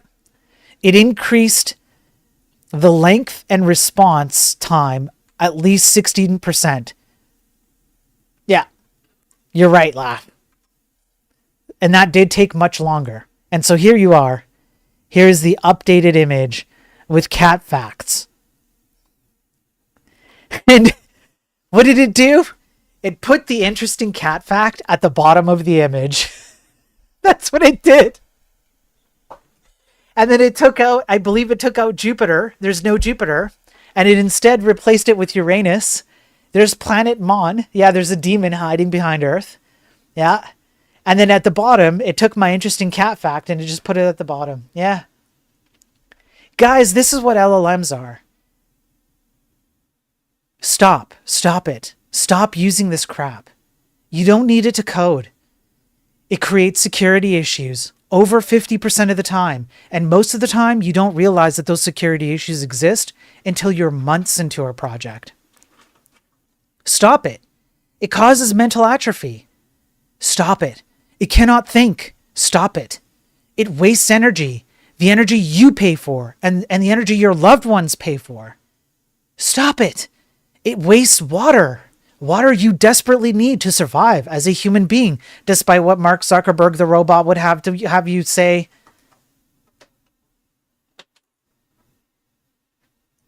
Stop using this crap, please.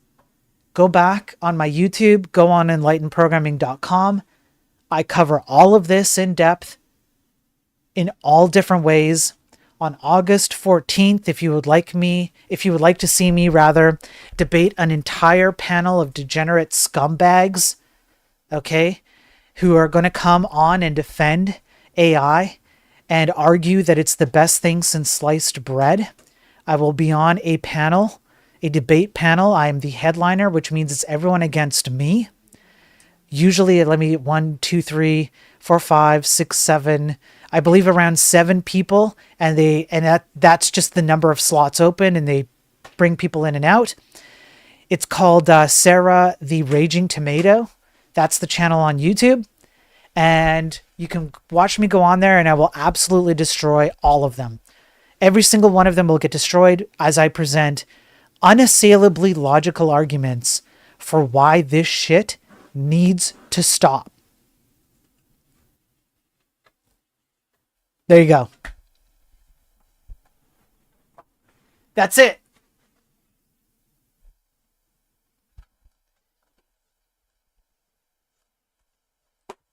So, thanks everybody who followed. We got Yolan, we've got the Real Gecko, we've got Def, we've got Hamlet who did the sub. I appreciate it. Allergen, thanks for the bits there. I think I had 1 or 2 other subs today. That's fantastic. Frank, you subbed. I really appreciate it, man. You're awesome. Thanks for the raid. Adam Learns Live. If you guys are on my side and you're not checking him out, he does work in C#, but don't hold that against him. All right. He is genuinely like a wholesome, just a chill guy, just plugging away on his game. It's really, really nice to watch him work away on it. So definitely go check him out. He might not be doing the kinds of things that we typically do here, the low level nitty gritty stuff. But watching him build a game and do it all by himself and release it on Steam, I believe this is his second one. It makes for a good stream. I do genuinely recommend him, and he's a good guy. He's actually a good guy. He doesn't do degenerate crap, cares about a lot of the stuff that we do here. He just has a different approach on his game. That's all. Definitely go check him out. Give him lots of support. I appreciate the raid. Some people, empty code, only some people have issues with C# coders, okay? Only some. There's the debate link. Thanks, Laugh, for popping that in. You can go watch the debate coming up in but a few short weeks. It's gonna be epic. If you want to see a complete and utter destruction in 5 seconds, she did another debate, another AI debate. It was 2 versus 2.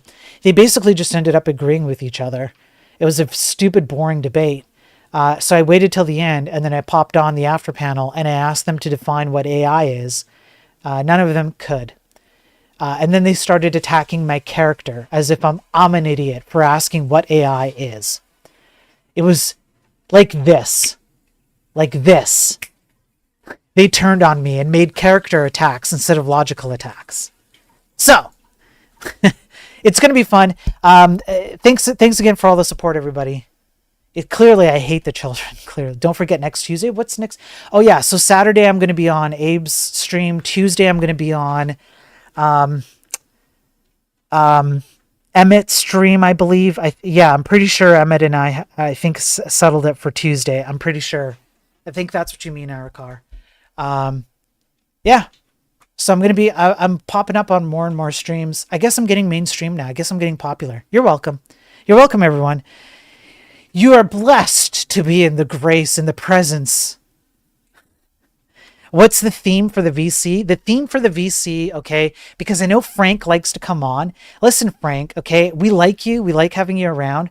But Frank, you come on the VC and you derail chat with, like, you know, your longest stories of what it was like walking uphill both ways in 10 feet of snow back when you were 10 years old. Okay. Right, Arkar, you're Emmett. Sorry, Arkar, I forgot. Okay.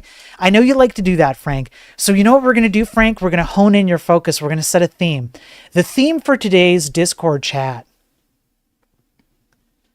Okay. If you guys are going to hop on Discord, the theme for today is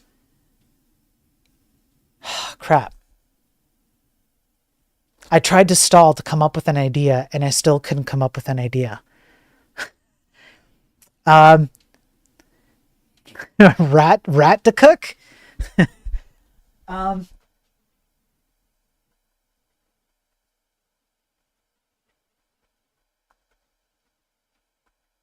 Okay, I got it. The theme for today will be, ask Chachapedo. I was thinking about that, real Gekika, yeah. How do LLMs fail? That's the theme. All the different ways that people have experienced LLMs failing them, or ways that we can get LLMs to fail. If you're going to come on VC, come on the lounge channel. I will hop on there as soon as I can. I'm sure somebody will be there, if not already. I can't check right now. And that'll be the theme. Let's get LLMs to break, or you can talk about how LLMs break. If it devolves into stories about people's childhood traumas, okay, fine, I'll try and rein it in, but let's try and have some fun today, okay? It's Friday. How long do you plan to be there? It could take a while. Yeah, it could take a while. Okay, folks, I'm out of here. Thanks again for the support. Please make sure you do like, subscribe, follow, all that stuff. It helps the algorithm to get me in front of more eyeballs and to hopefully persuade more people that we need to make a change here. And that we can. The good news is we can, and that it would take very little effort. And in about a year, you would see a Marvel Cinematic Universe, multiverse level difference in the tech industry. So help me to expand my reach simply for the sake of that alone. You guys are instrumental in that, and I appreciate all the support thus far. You guys are fantastic. So tomorrow, like I said, I'm going to be on another channel. I'll start posting this stuff as announcements wherever, on Discord and on my X. And you can follow me there. I don't know, maybe Sunday I'll do a chill video game stream for a few hours. Take call-ins. You guys can hop on and do call-ins on stream. And then Monday I'll be back for Daily Tech News. And that's it. So if I don't see you guys over the weekend or later today after the stream on Discord, have a great weekend. Enjoy yourselves wherever you are, whatever you're doing. And I'm going to set up the typical outro that I have. That's it. Peace out. And laughfully, I swear to God, as God is my witness, I will unmod you and ban you and then mod you again. Stop posting that shit. Stop it. Peace.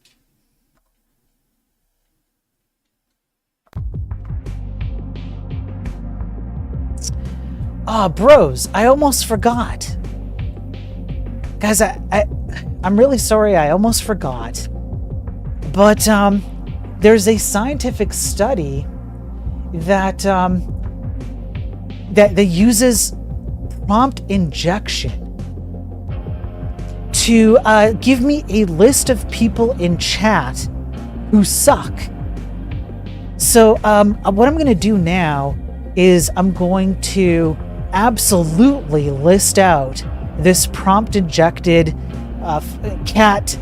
interesting cat fact thing, list of people who suck. We're going to do that right now. So let me just go over the list here. Just one sec as I pull out. Let me go like that, and then I do this. Sure. And let me set this up. Okay, so here is a list of people in chat who suck, given the fact that we've injected Chat Geppetto with a cat prompt. Abe, you suck. You suck twice, Abe. You suck twice today. The Real Gekika, you suck. Purecoin, you suck. AH, you sucked. Allergen TMX, you suck. Streamlabs, you suck. Gare Games, you suck twice today. Laughably, you suck 5 times today. Ericar, you suck. Ghost, you suck. Empty Code, you suck. Frank, you know what, Frank? I'm going to be nice to you today because you stocked up the beer fridge. You don't suck today, Frank, all right? I'm going to give you a pass today. You get a pass. AH, you suck. Amagod, you suck. Hamlet RPG, you suck. Not Streamlabs, Restream, you suck. Let's see who else sucks on this list. Sinistello, you suck. Let's keep going here. Let's keep going. Crap. I swear, I'm looking at Purecoin, you suck. I think I got Empty Code. I'm not going to do. Yeah, Sir Elfman, you suck. Yolan TV, you suck. Adam Learns Live, you suck. The list is still going. Specious TMX, you suck. Crap. I think that's it. All of you suck. Every single one of you sucks, especially Laughably. You suck the worst. Peace out, everybody. I'm going to raid you guys over to Tariak. He's a cool guy. Bye.